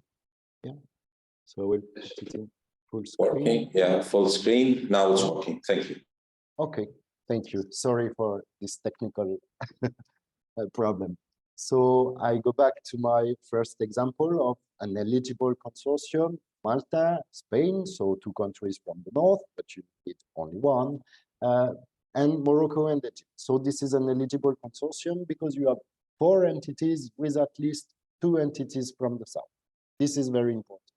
But another type of consortium that works and that is eligible is, let's say, Malta, Spain, and 2 entities from the same south countries. So Morocco, for example, entity 1, University A, and Morocco, entity 2, University B. So this is also something that works and that is eligible. 2 entities from the south. Here you have 3 countries, 1 in the south, 1 in the north. So it's fine. Your proposal is eligible. Your consortium is eligible. But now be careful. If you have Malta, Spain, France, Morocco, here you have 4 entities, but you have only 1 from the south. So this is not an eligible consortium. The same for, Malta, for example, entity 1, Malta, entity 2, Morocco, entity 1, Morocco, entity 2. You have 4 entities, but you only have 2 countries here. So it doesn't. Be very careful. Remind 3 different countries, but 4 entities and 2 from the south. I'm repeating, but it's very important because if not, you are excluded since the beginning without being evaluated. So be careful on that. Now, once you have your eligible consortium, where to find all the information? All the information that we have presented this morning will be also available on our website. Everything is on our website. You have a different section, and there is a section that is called Research and Innovation. I will go into detail on that, and you will find all the call text, the template, everything that you need. We also have a partner tool, and we have an expert registration. For the partner tool, I will be brief because my colleague will present other way of finding partners. But here in PRIMA, we have something you can go in, join our community, and you will find the first item is find partner. So here you can post an offer if you are interested to find partners, or also a presentation or your institution or what you are doing with your contact to be networking with the people that want to collaborate with you. Also, each year we are relying on external evaluator. So if you are interested to become a PRIMA evaluator, you can also register on our website, upload a CV, and you can do that in the research and innovation section, register as an evaluator. This is also very important. Then the core. This is what you are looking for, what you are presenting today. It's the call. So you will see on our website, there is 2 ways of going to the submission of your proposal. It's the same, but you can have the button on the main page, submit your proposal. So you click on it, and you have the same information if you go in research and innovation and submit your proposal. So when you click on this, you will have access to the call text, so the topics that we have all presented this morning, And you will see that it's a kind of small presentation of the call, but there is a button more detailed. If you click on that, you will have access to the full call text. And at the bottom of this call text also, you have access to all the documents that are needed to do the submission. I mean, you have the guidelines that give you important information on how to write, to prepare your proposal. But something that is very important, you have access also to the template. You must use the template that are provided by PRIMA. There are two templates, the part one, I will explain you what is it, and the part two, the scientific document and the administrative documents to be simpler. To submit your proposal when you are ready, you will see you have to go back to this page, and 1 month before the deadline, meaning the 2nd of March for section 1 and the 4th of March for section 2, you will have a button submit your proposal. When you will click on this button, you will be redirected to the ANR platform. This is the system we are using to evaluate the proposal and to receive your submission. So you just have, if you already have an account, many of you have an account in this, you just enter your email address and your password, and you are able to submit to register your proposal. If not, you will receive a link to activate your account and you can log. So this is the role of the coordinator only. The coordinator creates the proposal. Then he will invite the partner. So once you are on the ANR platform, you will see there are several tabs that you have to fulfill, but the information is very basic, let's say. It's the title, it's the abstract, it's your partners. This is the basic things we're asking, the administrative data. Here I highlight that in the reference document, in all the documents that are provided on our website, there is something that is called the Electronic Submission System Handbook. I really encourage you to have this handbook when you are doing the submission, because it's very practical, it's screenshot, and it details step by step what you have to fulfill and how you have to answer to the questions that are asked in this system. The system also works in both languages. On the top right, you have 2 flags, English and French, so you can select the language that fits better to you. The partnership is one of the tabs, of course, you have to fulfill.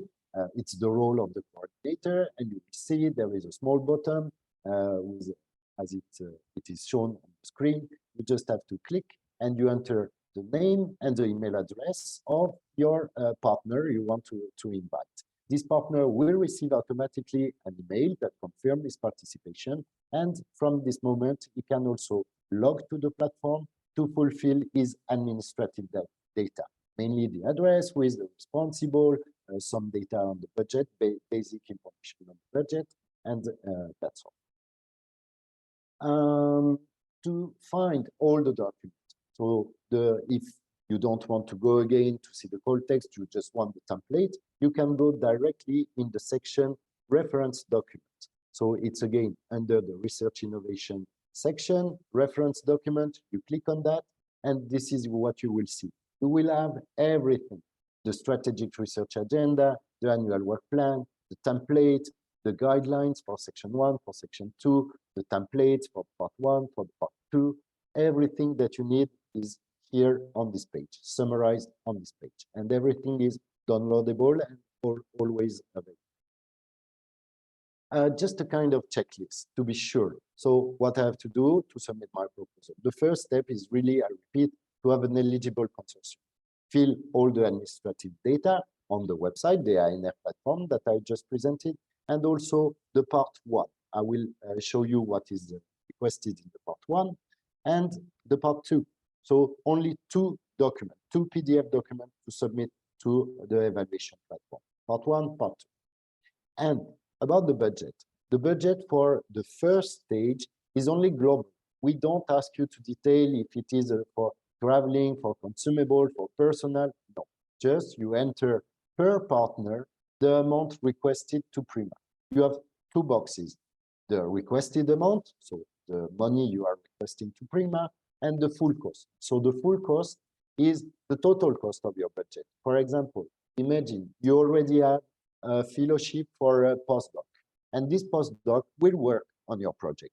So it's resources that will be invested in your project. So you can count this amount in your full cost. So you add it to the requested amount to PRIMA. It's all the external or additional funding you can bring to the project that correspond to the full cost.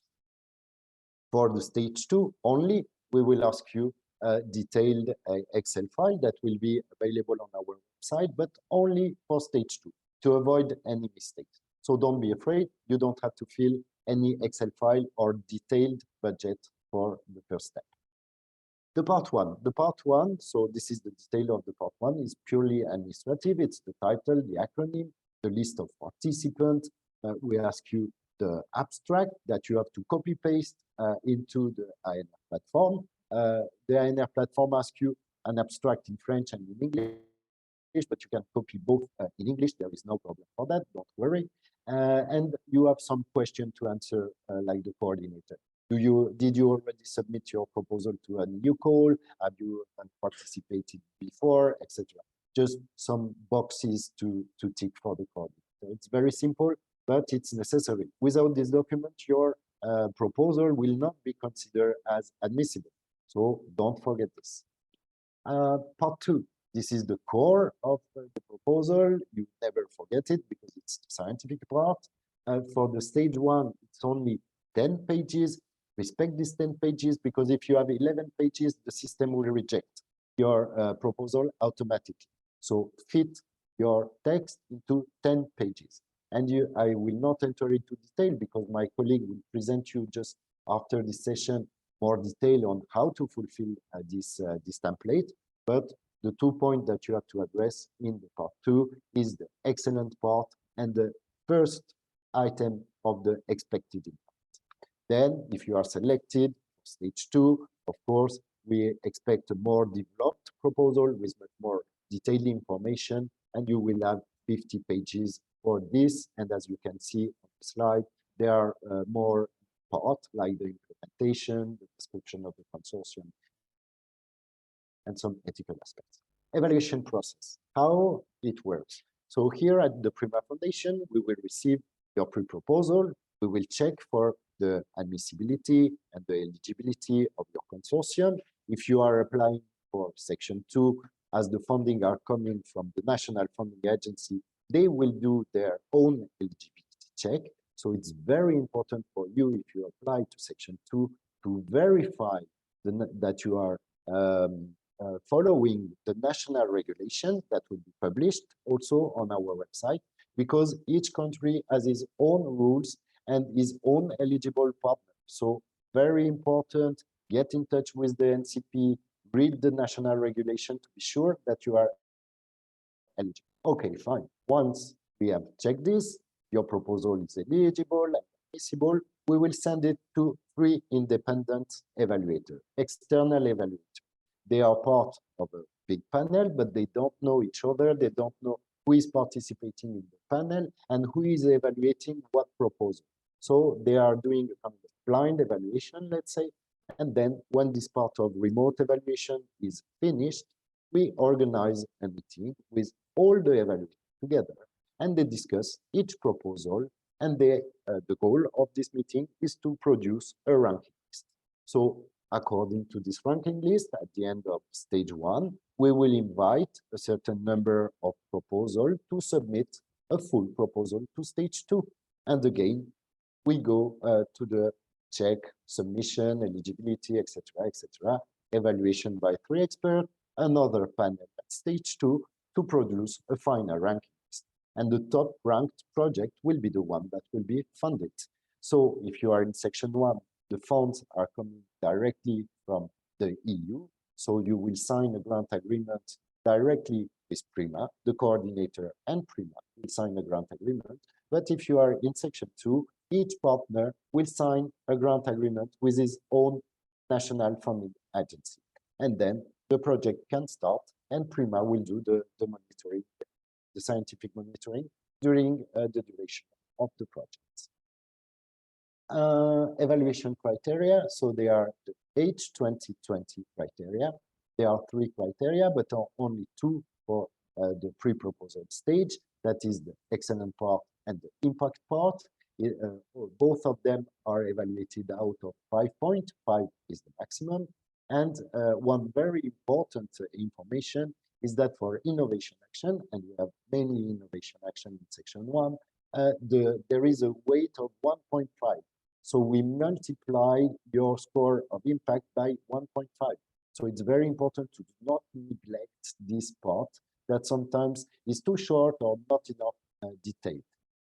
Take some time to think about that, to have something strong, especially for innovation action, because it's an important factor. There are some thresholds at stage 1 to be allowed to go to stage 2. You need to reach at least 8 out of 10 points in total, but 4 points for each criteria. You need to have 4 points out of 5 in excellent and 4 points out of 5 in impact. If not, you cannot be invited to stage 2. And for stage 2, for the full proposal stage, there are also thresholds. The threshold here is 3 points out of each criteria, 3 points in excellence, 3 points in impact, and 3 points in quality and efficiency of the implementation. But you need at least 10 out of 15 to be able to have the fund. These are the evaluation criteria. They are written in the evaluation guideline. So I invite you to read carefully this because it's very helpful for you to know what will be the criteria that will be the basis of the evaluation, and the evaluator will use this criteria. So have a look there. I will do that, but it's very important. Recommendation, don't wait the last minute. It's a simple process, but of course it takes time. Because, for example, in the platform, you have to enter one by one your partner, you have to fulfill the budget, you have to submit your documents. So don't wait the last moment, because if everybody also is connected at the same time, of course, the platform is slower, etc., etc. And each time you enter some information in the platform, you can save and go back. So if you have some information at that time, do it, and tomorrow you do something else, and step by step. But important, don't let everything at the end, because it can be problematic. Be sure to submit the part 1, the administrative data. If not, you cannot be evaluated. And for section 2, I really encourage all the partners to check their eligibility, first by reading the national regulation and by contacting the national contact point. We also have the list of the NCP and all the contacts on our website. So please feel free to contact them to have more information for section 2. Thank you very much. And of course, if you have any question, we are always available. Thank you. Thank you so much, Fabrice. It was very informative, I hope. Let me just remind that all the information that has been provided by Fabrice will be available on the recording that we will be sharing with you how to reach, and it will be on our YouTube channel also available. Also, please refer to our website as a valuable resource for you and a main instrument for you during the application process. Now we move to the next topic, which is how to write a good PRIMA proposal. And I advise everybody to pay good attention for this part, because it's very important and gives you very useful information based on practical experience and lesson learned by us here at the PRIMA Secretariat on how to really write a good proposal to be submitted for PRIMA and to be considered in a positive way by the PRIMA evaluators. So I give the floor now to my colleague Mohamed Wageih to give us this information. Mohamed, if you are ready, please. And try to stick to 10 minutes, not to exceed that, because we are going beyond the schedule. Thank you so much. Okay, thank you so much, Omar, for putting me in this challenge. But yeah, I will try to manage the time. Thank you so much. Okay, good afternoon again. As Omar mentioned, in the next slides, I will share with you a quick tips and tricks on what to do and what not to do when you prepare your proposal and apply to PRIMA. We used to deliver this over 2 days, so I will try to squeeze it in only 10 minutes. As you may know now, PRIMA, it's a 2-stage submission. So you have the first stage where you submit your part 1, which is the administrative data, as already Fabrice mentioned, and part 2, which is the beefy part or the technical proposal. If you get selected, you will be invited to the second stage to submit your full application plus the detailed budget sheet.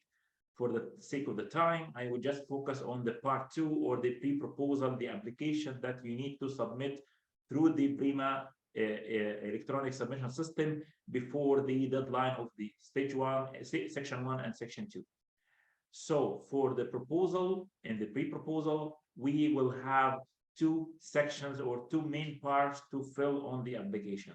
The excellence part, which is 1.1, which is the objectives of your project, 1.2, which is the relation to the code and the topic that you are applying for, and 1.3, which is the concept and the methodology that you will apply, and 1.4, which is the ambition, how far you will go beyond the state of the art. And the other section or the other part in the pre-proposal, which is the impact. So let's go quickly on under each one of these points on how you can draft accurately and professionally your points under each one of these sections. So let's start with the objectives. First, you need to present your overall and specific objectives, and you may be familiar with this abbreviation, SMART objectives, which is a specific, measurable, achievable, realistic, and timing. You can add them or write them down in the form of a bullet points, for instance, to present the general and specific objectives. Be precise and specific and avoid too ambitious goals or overestimation. Try to reflect what is written inside the code text that we presented in the morning sessions. Avoid the too long narrative descriptions or the implementation steps. You need as well to define and specify the sites and geographical coverage, the stakeholders and the target groups, and the main deliverables of your project. The second point, which is 1.2, which is the relation between your proposal and the topic that you are applying for. Here, it's important to reflect what is written inside the code text, but this is not enough. As we mentioned in the morning, PRIMA topics are not standalone, so you need to align your topic and your proposal and your project ideas with the PRIMA strategic research and innovation agenda, the topic that you are applying for, as well as the EU and other national and international and regional initiatives and policies and strategies. You can use tabular form, for instance, to match between those points mentioned, the key points mentioned in the code text, and the how your project will address and respond to these points. Under each one of the topics that we presented this morning, we mentioned some of the EU policies, relevant policies and strategies, as well as the SDGs, the COP27 and 28, and declarations, and so on. So far, we didn't talk about how we will achieve our objectives. It is now the time to highlight the main ideas and the assumption that, or the overall concept underpinning your project under the 1.3, which has 2 subpoints. The first subpoint, which is the concept, you need to identify the interdisciplinary as well among the stakeholders and the partners, why you invited those partners to your consortium, and who are the stakeholders that you will cooperate with during the implementation of your project.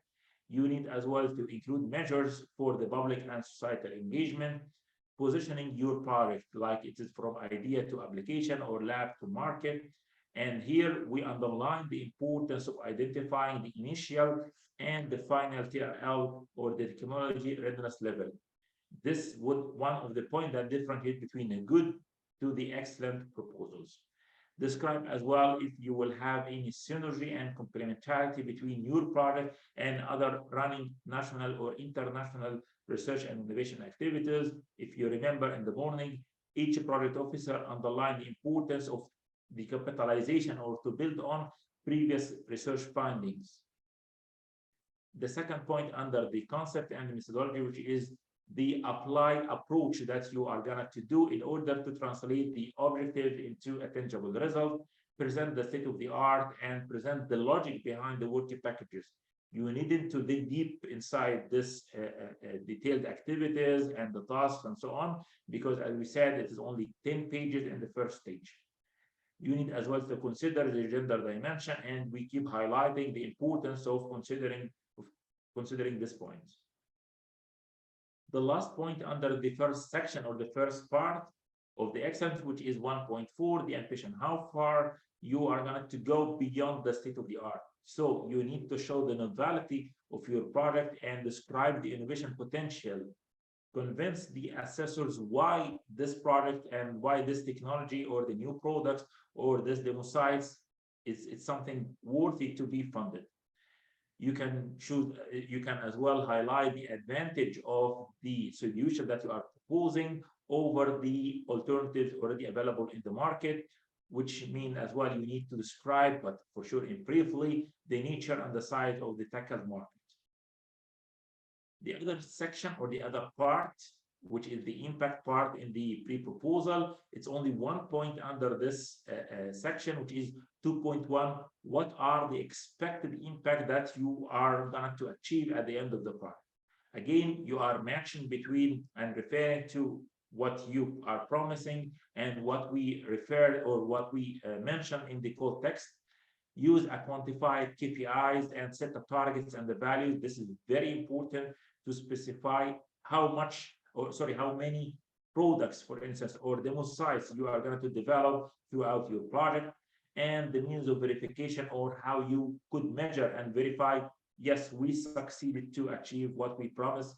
You can as well classify those impacts into social impact, economic, environmental, political, as well as the technological advancement. Define the target groups and the beneficiaries who will use your technology, such as more farmers, agricultural cooperatives, and so on. And don't forget as well the cross-cutting areas, such as the gender, the ICT revolution, and capacity building. Here, it is not part of the PRIMA official template. Those are just suggested useful tables that we are maybe suggesting for you. You can use it or invent others. It is up to you in order to summarize and to present your product in a better way to the assessors. You can use as well some useful diagrams. Again, this is only for demonstration, but you can invent your own diagrams or charts and so on, such as the theory of change, the impact of way, Gantt chart, per diagram, as well as the business model canvas. So to conclude, some general remarks and takeaways for the pre-proposal, please consider you have only two sections or two parts in the pre-proposal, which is the excellence and the impact. They are equally scoring, like out of 5, so they need an equal attention. What we learned over the year that sometimes in the first stage, you can put maybe, we saw that some applicants, they devote like 9 pages for the excellence and only maybe a half a page for the impact.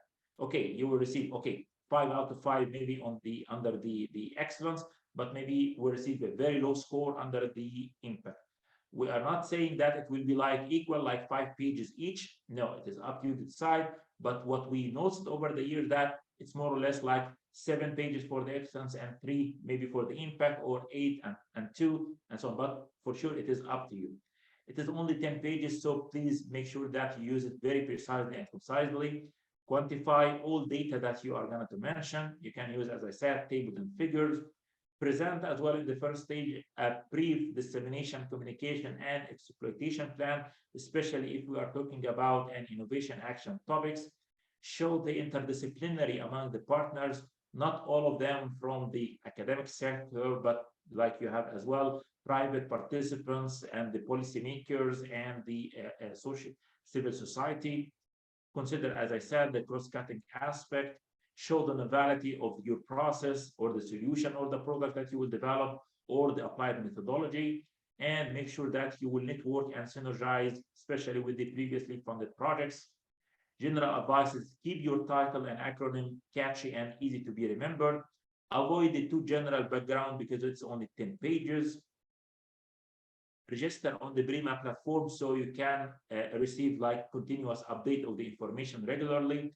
You can prepare your own checklist table and share it with your partners so they can, let's say, do this self-assessment of your application before you apply for the PRIMA. Read please carefully the guideline and the call text and make sure that you reflect what is written in the call text inside your proposal. Provide all information requested and check the PRIMA website regularly, because sometimes maybe we have some deadline extension or maybe some updates. I think this is my last slide, that make sure that when you have a stakeholder, they are actively and really engaged in your project. Relate your project as well and your idea with the PRIMA Strategic Research and Innovation Agenda and PRIMA Call, PRIMA Topic, and EU regulation. Justify any applied technologies and sites and location and partners, why you selected those to be part of your consortium and project. Check the numbering and the consistency of your partners' orders, deliverables, work packages. Invent tools and diagrams, measurable KPIs, as I said, and please, before submitting your application, it is also good to polish and clear your proposal, not to be so colorful, but maybe to use some interesting and attractive diagrams and figures and charts. As already Fabrice mentioned, and this is my last point, don't forget to contact your national contact point. And if you go to the PRIMA website, you will find several interesting tools as well as the contact list of the national contact point. Thank you so much for your attention, and back to you, Omar, and wish you all the best. Thank you. Thanks a lot, Mohamed. Thanks, first of all, for keeping up with time, and thanks for sharing those very important tips and advices for researchers, which I again emphasize that they are very important and helpful based on our experience in the last years. These tips and advices have helped a lot, many researchers, to develop better their proposal and fit better with the expectation of the researchers. Now we move to another important issue, which is partnering and how to build a consortium. PRIMA has provided some helps that will be provided by my colleague Ali Rhouma, who will be presenting this part, and I hope Ali is ready. So please pay attention for this also very important tool and service that is provided by PRIMA. Ali, again, please try to stick to them. Thank you so much. Thank you so much, Omar. Good afternoon, everyone. It's my pleasure to have the opportunity to take you on this brief journey into the art of building a successful consortium. So together throughout this presentation, we will navigate together through the main items. We will answer to these three main questions. What are the characteristics of successful consortium? What are the steps to build the consortium? And what are the main partnering tool and platforms? So for the sake of time, for the partnering tool, I selected three main tools, and I believe the tools will be useful for you. So let me delve into the first part, the characteristics of a successful consortium. You know, the characteristics, you can see here, 6 characteristics that define a successful consortium. 6 characteristics are pivotal in shaping a winning consortium. Let's start by the first one, which is basically the complementarity, and Mohamed has highlighted the complementarity between the partners. So one of the fundamental characteristics of a successful proposal, successful consortium, lies in the unique strengths each partner brings to the consortium. The second one, moving to the second one, the key characteristics, we highlight here the pivotal role of the coordinator.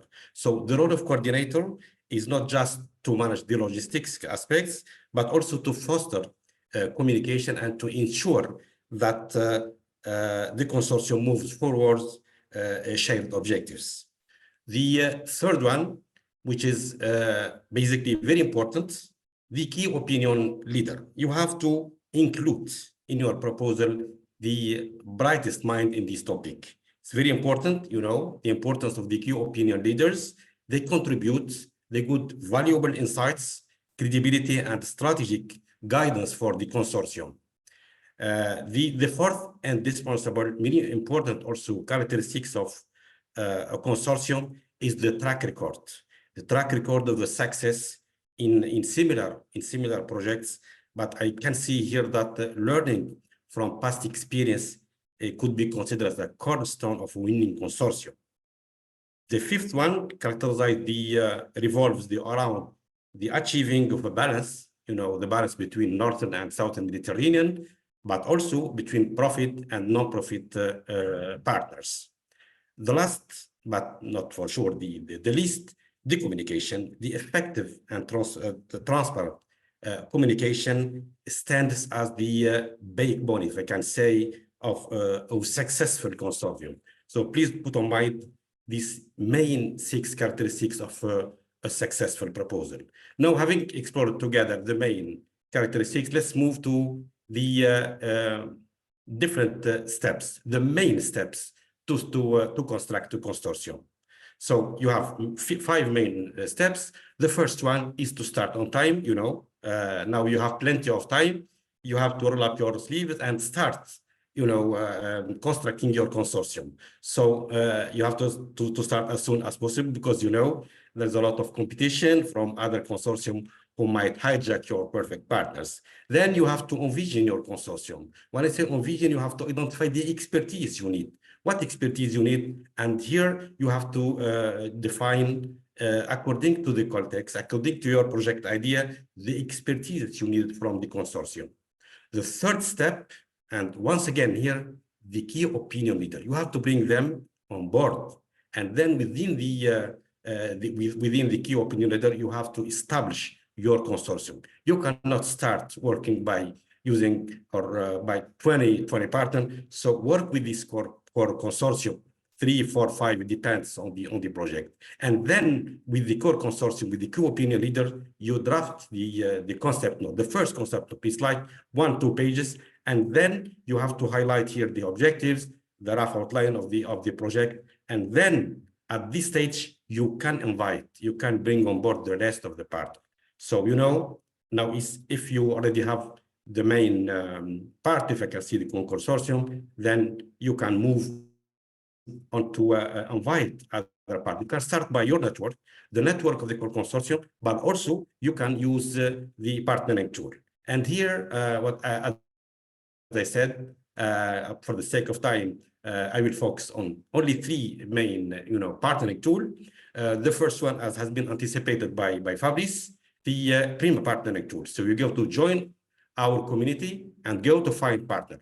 So I would like to say here, please wait a bit. This week we will update this partnering tool. So by the end of the week, I guess it will be available for you to whether post your request. So you have to just put your name, your institution, address, email, and also we have to highlight here to describe your organization and your expertise, and you can post by the end of the week. Hopefully you'll be ready, and then you can post your partnership request. But also you can search in the database. So use the search engine to view the requests posted by others.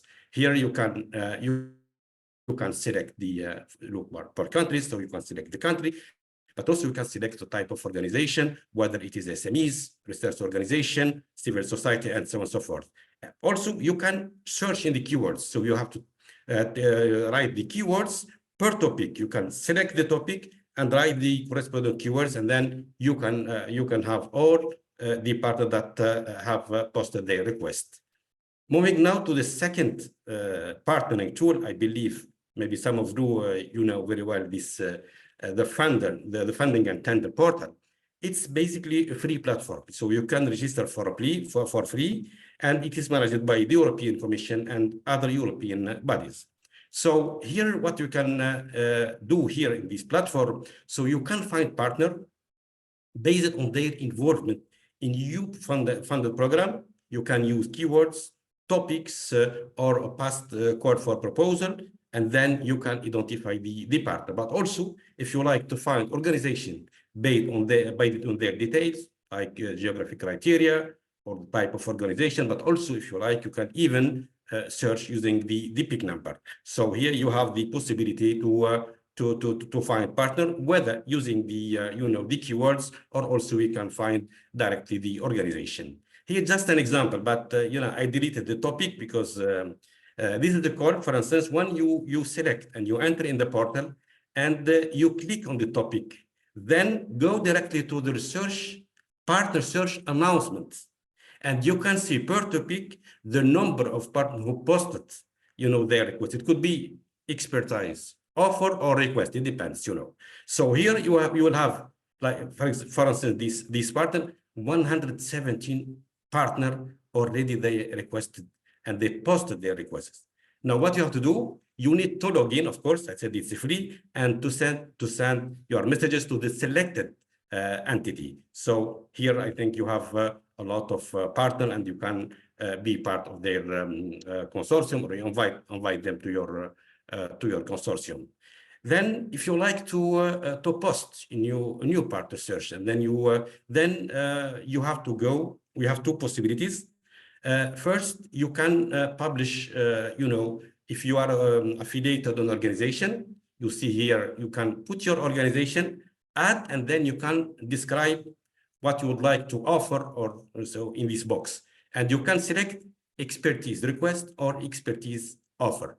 So here, just to let you know that only the leaders, the account administrator, or self-register can publish it. So this is, for the organization. But if you like, for instance, if you are, let's say, individual, like a person profile, you would like to publish your profile. It's fine. I think you can do it. So you have to go directly. Once you are, you have to log in for sure. Go to my personal profile, and you need to publish your profile, your profile first. Publish your profile, and then it wrap up. You can see a button plus add. And you have to click on this plus add, and then you can post a request or offer as you wish. So let's move on to the third partnering tool. I believe also it's very useful for you, the Enterprise Europe Network. So it's very large database of business opportunities. Here more than 600 member organization. You can look for Chamber of Commerce, Innovation Support Organization, universities, research, SMEs, Technopole, whatever.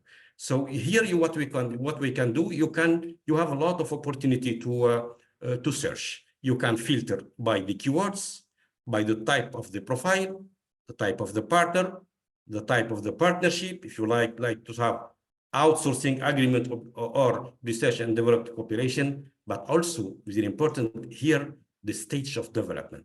So you can put it is lab test, for instance, or you are available for demonstration. So you can click here in the boxes, and then you can tick the box, and you can see the partner. What I would like to share with you here, as only registered user can apply to the search from the system. And once you filter, you will be directed to a link, and then you can express your interest. So the third point, very important, all the interaction between the proposer and the replier is monitored by the local Enterprise Europe network. I believe that all these, partnering tool, I just selected for the sake of time, 3 main partnering tool. I wish you good luck, and back to you, Omar. Thank you so much, Dear Ali. Very important again, very valuable information. And now that we have gone through the political part, the scientific part, the technical part, I think we have 2 more topics to cover before we end this day. And they are also very important, which is the financial and legal. So we go to our financial manager now, Mr. Güell, to present to us the financial part on how to prepare the budget for a PRIMA proposal. So Pao, if you are ready, please. Thank you, Omar.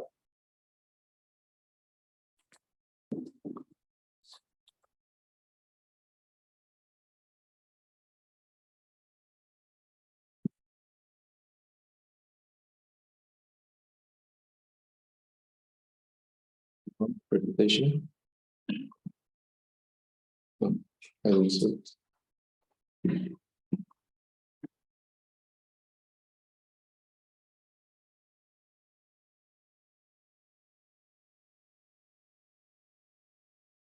Okay.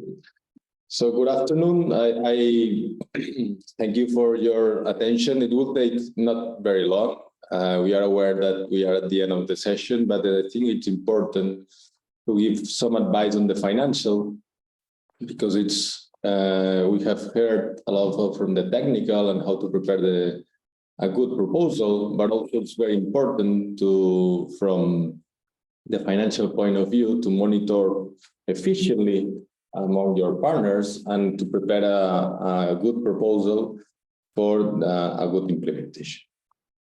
So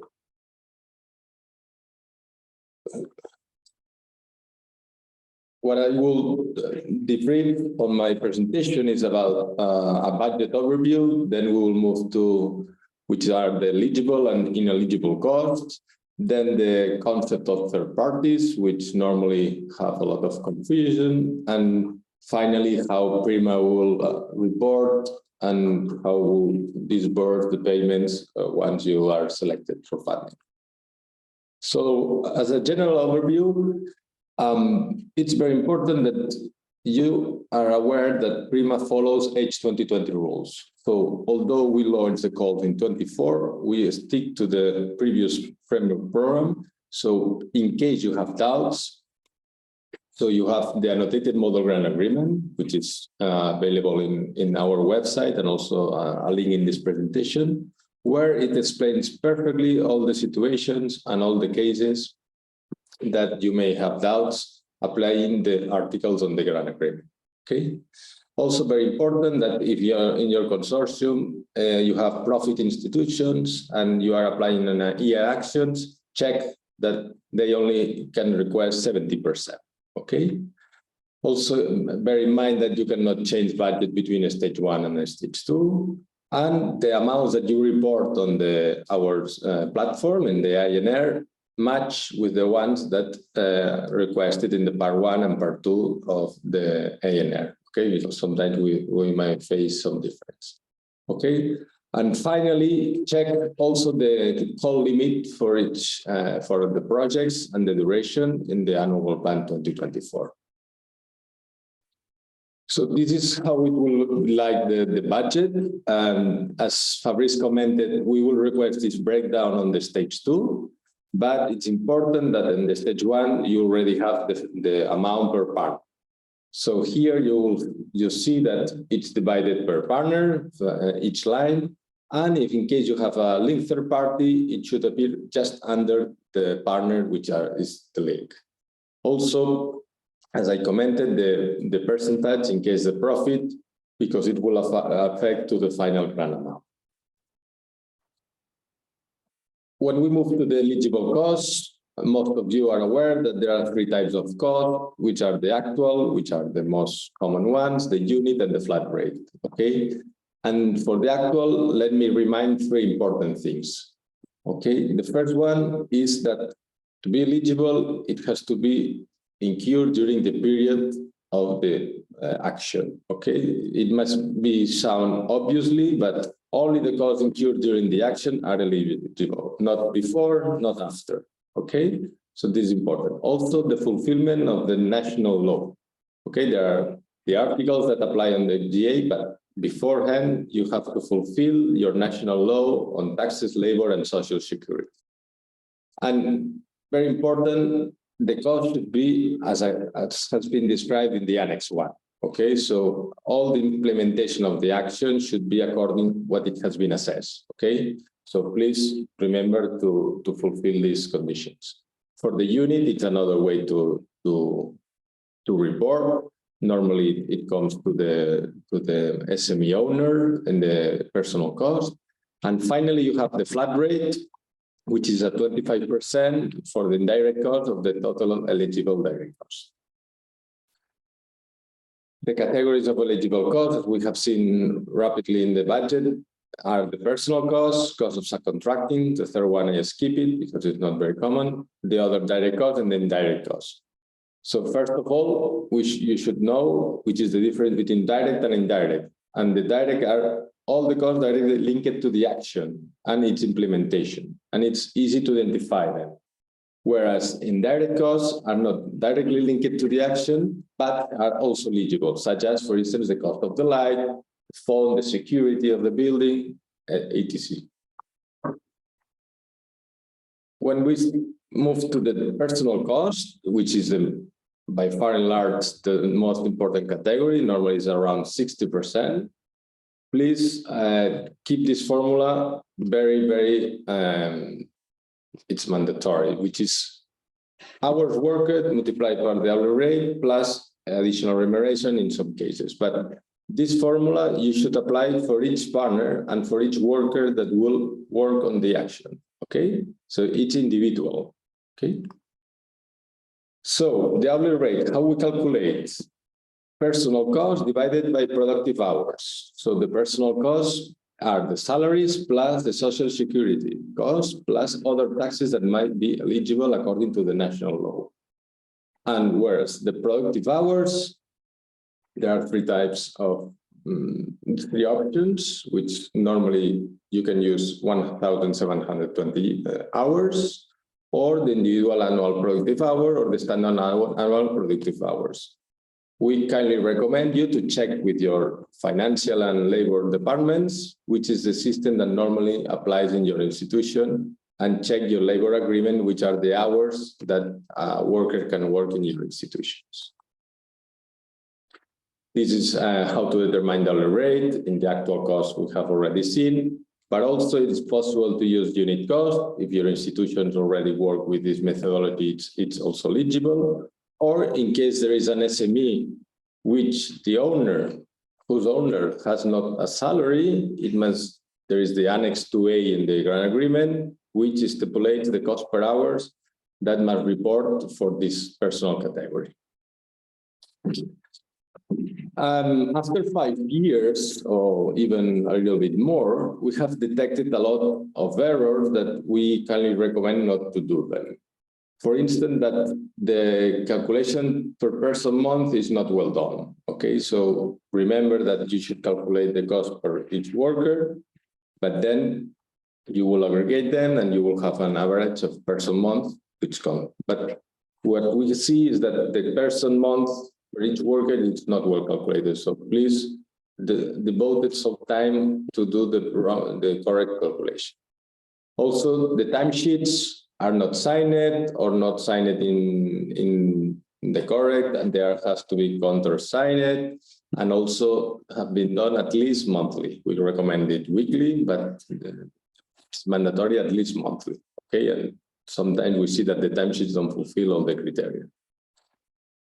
The hourly rate should be calculated once the financial year is closed. So this is very important. So if the year is not closed, you must use the hourly rate from the previous year.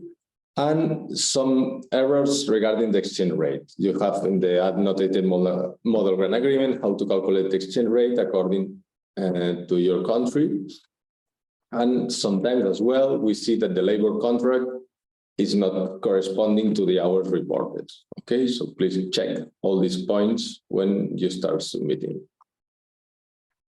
When we move to subcontracting is also eligible. It should be declared at actual cost. Important, not core task, meaning that the subcontracting should be not a major part of the budget. And it should be well described in the Annex 1, in the description of the action. Otherwise, it will not be eligible. When we move to other direct costs, for travel costs, it's very important that all the institutions follows its travel policy. Okay, so it's as easy as this. So the travel policy that already runs in your institutions already applies in the PRIMA codes. In the equipment, remember that only depreciation is eligible. So once you have selected the partners and you decide that you need some equipment, check that only the amount devoted to depreciation is eligible, with the exception that if you foresee in a prototype or a pilot plan and you fulfill all the criteria, then it could be 100% eligible. But check the annotated model agreement because there are some conditions that should fulfill. And for other goods and services, they are also eligible, but remember the rule of best value for money, meaning that you will need some comparison to check that this offer that you have decided is the best one for the partner. If we move to indirect costs, it's it's an easy calculation. It's the 25% of the total eligible direct cost minus the subcontracting. Okay, subcontracting don't apply when you calculate the other and the indirect cost. And here you have an example where you can see when they calculate the indirect cost, the 25% it's only for personal and other direct costs. Okay. The model grant agreement already foresee that you can transfer categories among partners or among the same partner. Okay, it happens, I would say, in many times. So once you start working on the action, you realize that you should do some changes. So the rule here is that the budget should be quite strict at the beginning, but the model grant agreement already foresee that if need be, some changes can be done during the implementation of the action. And the ineligible cost, it's the cost that don't comply with the conditions established in the grant agreement, and the most common ones are the currency exchange losses, or the deductible VAT, or a reckless expenditure. Okay, and as well as I have already mentioned, all the costs before and after the end of the action are not eligible. Okay, we move to the third parties. The third parties are always there in the PRIMA actions, and also what are a third party? It's a legal entity which carry out part of the work and the action, but they don't sign the grant agreement. Okay. There should be part, it could be directly carrying out part of the work in the Annex 1 or providing resources, goods, or services. And in the following chart, you will see it much clearer. So there are 4 articles in the grant agreement that describe the kind of third parties that it might apply in case you may need them. So on the left side, which are the carrying out part of the work, are the subcontractors and the linked third parties. Okay. In both cases, they should be detailed in the Annex 1, very, very clear. Whereas on the right side, the providing resources, you have the contracts, which are goods and services, and the use of in-kind contributions, which are also eligible. So please check these articles carefully, because normally it creates some confusion once you draft the budget.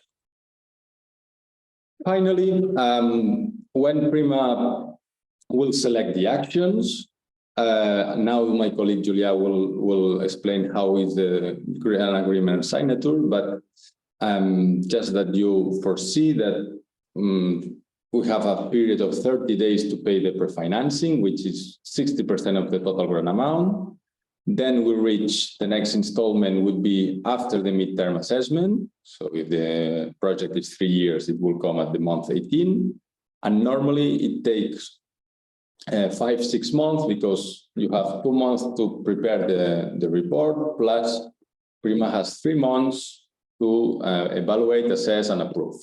So don't foresee that immediately after the midterm you will receive the payment. It will take 4, 5, 6 months at least.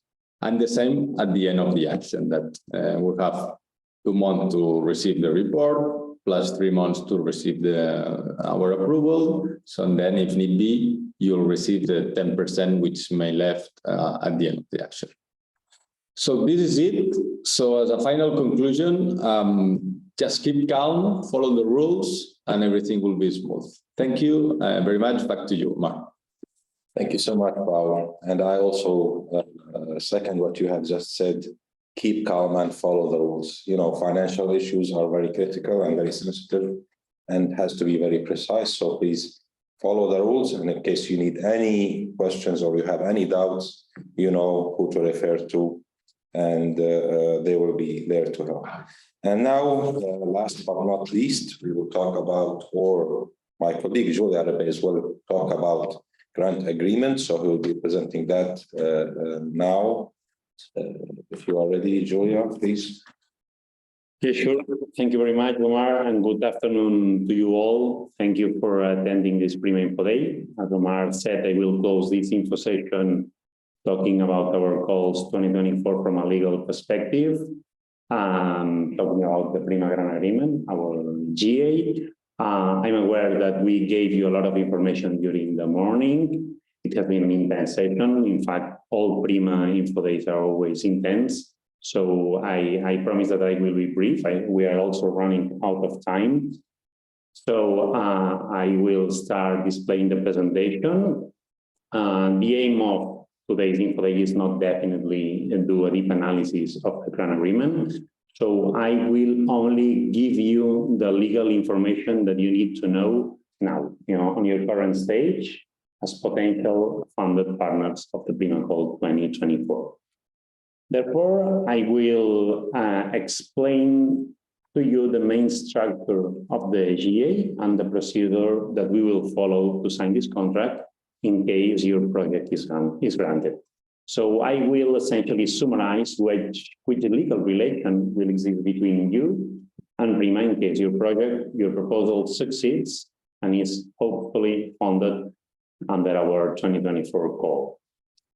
But everything that I will explain to you will sound familiar for those who have participated before in the H2020 program or even in the previous EU framework programs or directly in the Horizon Europe. The legal regulation of our GA is similar to those used in all EU research framework programs. And before going into the details, allow me to do one additional clarification. Everything that I will explain today is directly related to section 1 of our call. As you are already aware and has been explained in detail this morning, our calls are organized through 2 different sections. In section 1, PRIMA will fund you. PRIMA will sign the grant agreement with you on behalf of the European Commission and acting as a kind of funding agency, to put it in a simple way. And on section 2, your national funding agencies will fund you, and you will sign the grant agreement, the GAs, with your funding agencies, not with us. In any case, the fundamentals of the legal regulation of our call are common for both section 1 and section 2. So the presentation will be useful for you all, regardless to what section you will submit your proposal. And obviously no need to mention it, but both section 1 and section 2 have the same level of importance and relevance in our project. So first of all, the grant agreement, the GA, is a contract that will be signed between you as a coordinator or partner of a consortium with a granted and funded project in the PRIMA Call 2024, and us, or in the case of section 2, with your national funding agencies. Also, the GA is a legal instrument that will allow PRIMA to ensure that your project is performed as it has been agreed. So the GA will ensure not only a certain outcome, but also the way to do it.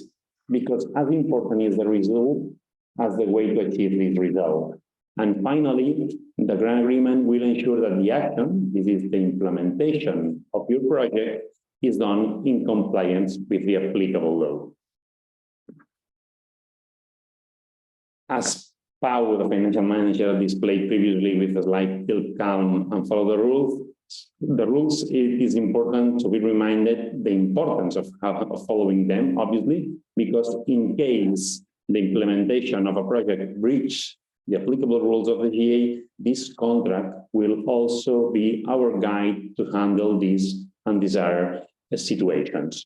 No need to read it now. You can check the presentation later to identify the possible consequences of non-compliance, all of them described in Chapter 6 of our model GA. Main parts of the GA.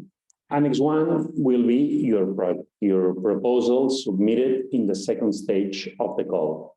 The same for Annex 2 will be your budget, explained before by Pau. The first part of the GA is the GA itself, with its 58 articles that will be signed by the coordinator and us. The rest of the beneficiaries of the consortium, the rest of the partners, will sign Annex 3, which is the exception form. And when we will sign the contract, when we will sign the GA? Once the evaluation process of the applicant's proposals, performed by independent experts, is finished. As it has been explained, this process before in detail, I don't need to go deeper. Then, after this evaluation, a ranking list with the best projects will be done, and our Board of Trustees, the PRIMA Foundation Board of Trustees, will approve the list of projects to be funded. In that moment, our project officers, our colleagues, will contact you to give you the good news. And I will also contact you to start the procedure to sign the GA. And how is this procedure?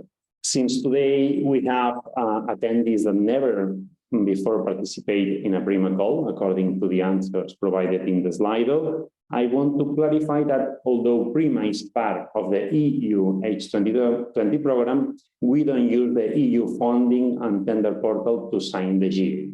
So in case your project is funded and granted, we will exchange all the information and documentation through emails and celebrating online meetings and calls if needed. In particular, after being your project selected for funding, the first thing that we will do is to share with you our GA signature procedure. As an example, you can see in the slide the workflow that we use for the signature of the contract in a previous call. It is a strict workflow from a time perspective, but be aware that we need to fulfill the H2020 time to grant term. This is 8 months from call closure, when you will submit, this is the case, your full proposal on the second stage, until the signature of the GA. As you can see, we only provide to funded and granted consortia less than 2 months to sign the consortium agreement. So my recommendation is, if your project is invited to submit a full proposal in the second stage, and if your project is finally and hopefully selected for funding, please be aware that you will need to have your consortium agreement draft and signed in less than 2 months after receiving the good news. And this brings me to what is the consortium agreement. Beside the GA that will be signed between you and us, all consortium partners with a granted project shall sign an internal agreement to set out the rights and obligations among themselves regarding the implementation of the project. This consortium agreement should complement our GA and must not contain any provision contrary to it. PRIMA will not be involved in this agreement, and you are free to use any useful model of contract for the consortium agreement as long as it is not contrary with our GAs. Amendments, very quickly. We expect from you to submit a proposal that will be implemented without requiring any modifications. But we know that this is the theory. Therefore, and only if it is justified, we can exceptionally, and I remark exceptionally, proceed with an amendment that will modify your project if needed. And also taking into consideration that the amendment cannot modify your project in a way that would challenge the reasons that the evaluator identified in your proposal to select it for funding. Because obviously this would break the principle of equal treatment among applicants. I'm almost reaching the end of my presentation. As far as anticipated before regarding subcontractors and third parties, you can definitely include in your proposal certain tasks to be performed by subcontractors and third parties. But please keep in mind, because in every call we face the same issue, that subcontractors and third parties cannot perform essential or core tasks of the project. And when you select these entities, please fulfill 2 main key rules. Ensure best value for money when selecting them and avoid conflict of interests. And yes, this is my last slide. Since today we have a lot of newcomers, let's make it clear again. We use the H2020 model for our GA, although adapted to the singularities of PRIMA.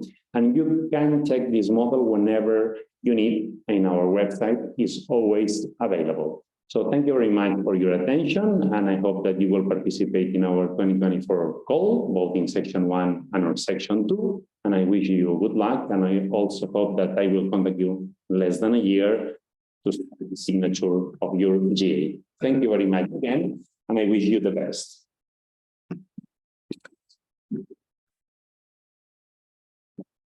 Thank you so much, dear Julià. Thanks to everybody for giving that information that has been shared with you today. Thanks for all participants who have been with us for this session this morning. Just a quick remark before we close that we on the agenda have a Q&A session, but I have been informed that all questions addressed to the PRIMA Secretariat have been answered directly online, so that has been taken care of. And now that we are closing this session, I would make a strong recommendation in order for you and us to be in contact to refer to our social media and to link with us on our social media, Facebook, LinkedIn, X, and YouTube. This information and the presentations of today will be available on our YouTube channel. Also follow our social media channels for other information related to the call and other important information that PRIMA Secretariat every now and then shares with the research community and the community in the Mediterranean. So to conclude, on behalf of myself, the management of the PRIMA Secretariat, Director Octavio Quintana, all my colleagues and my friends here at the Secretariat, I would like to thank you all for participating in this info session. The participation was great, and we were very happy to be sharing the information that we have shared with you today, and we wish you all the best in your next steps and to consider probably and hopefully seriously to apply to the PRIMA program. Thank you and all the best from our side. Hope to see you again in next calls. Bye.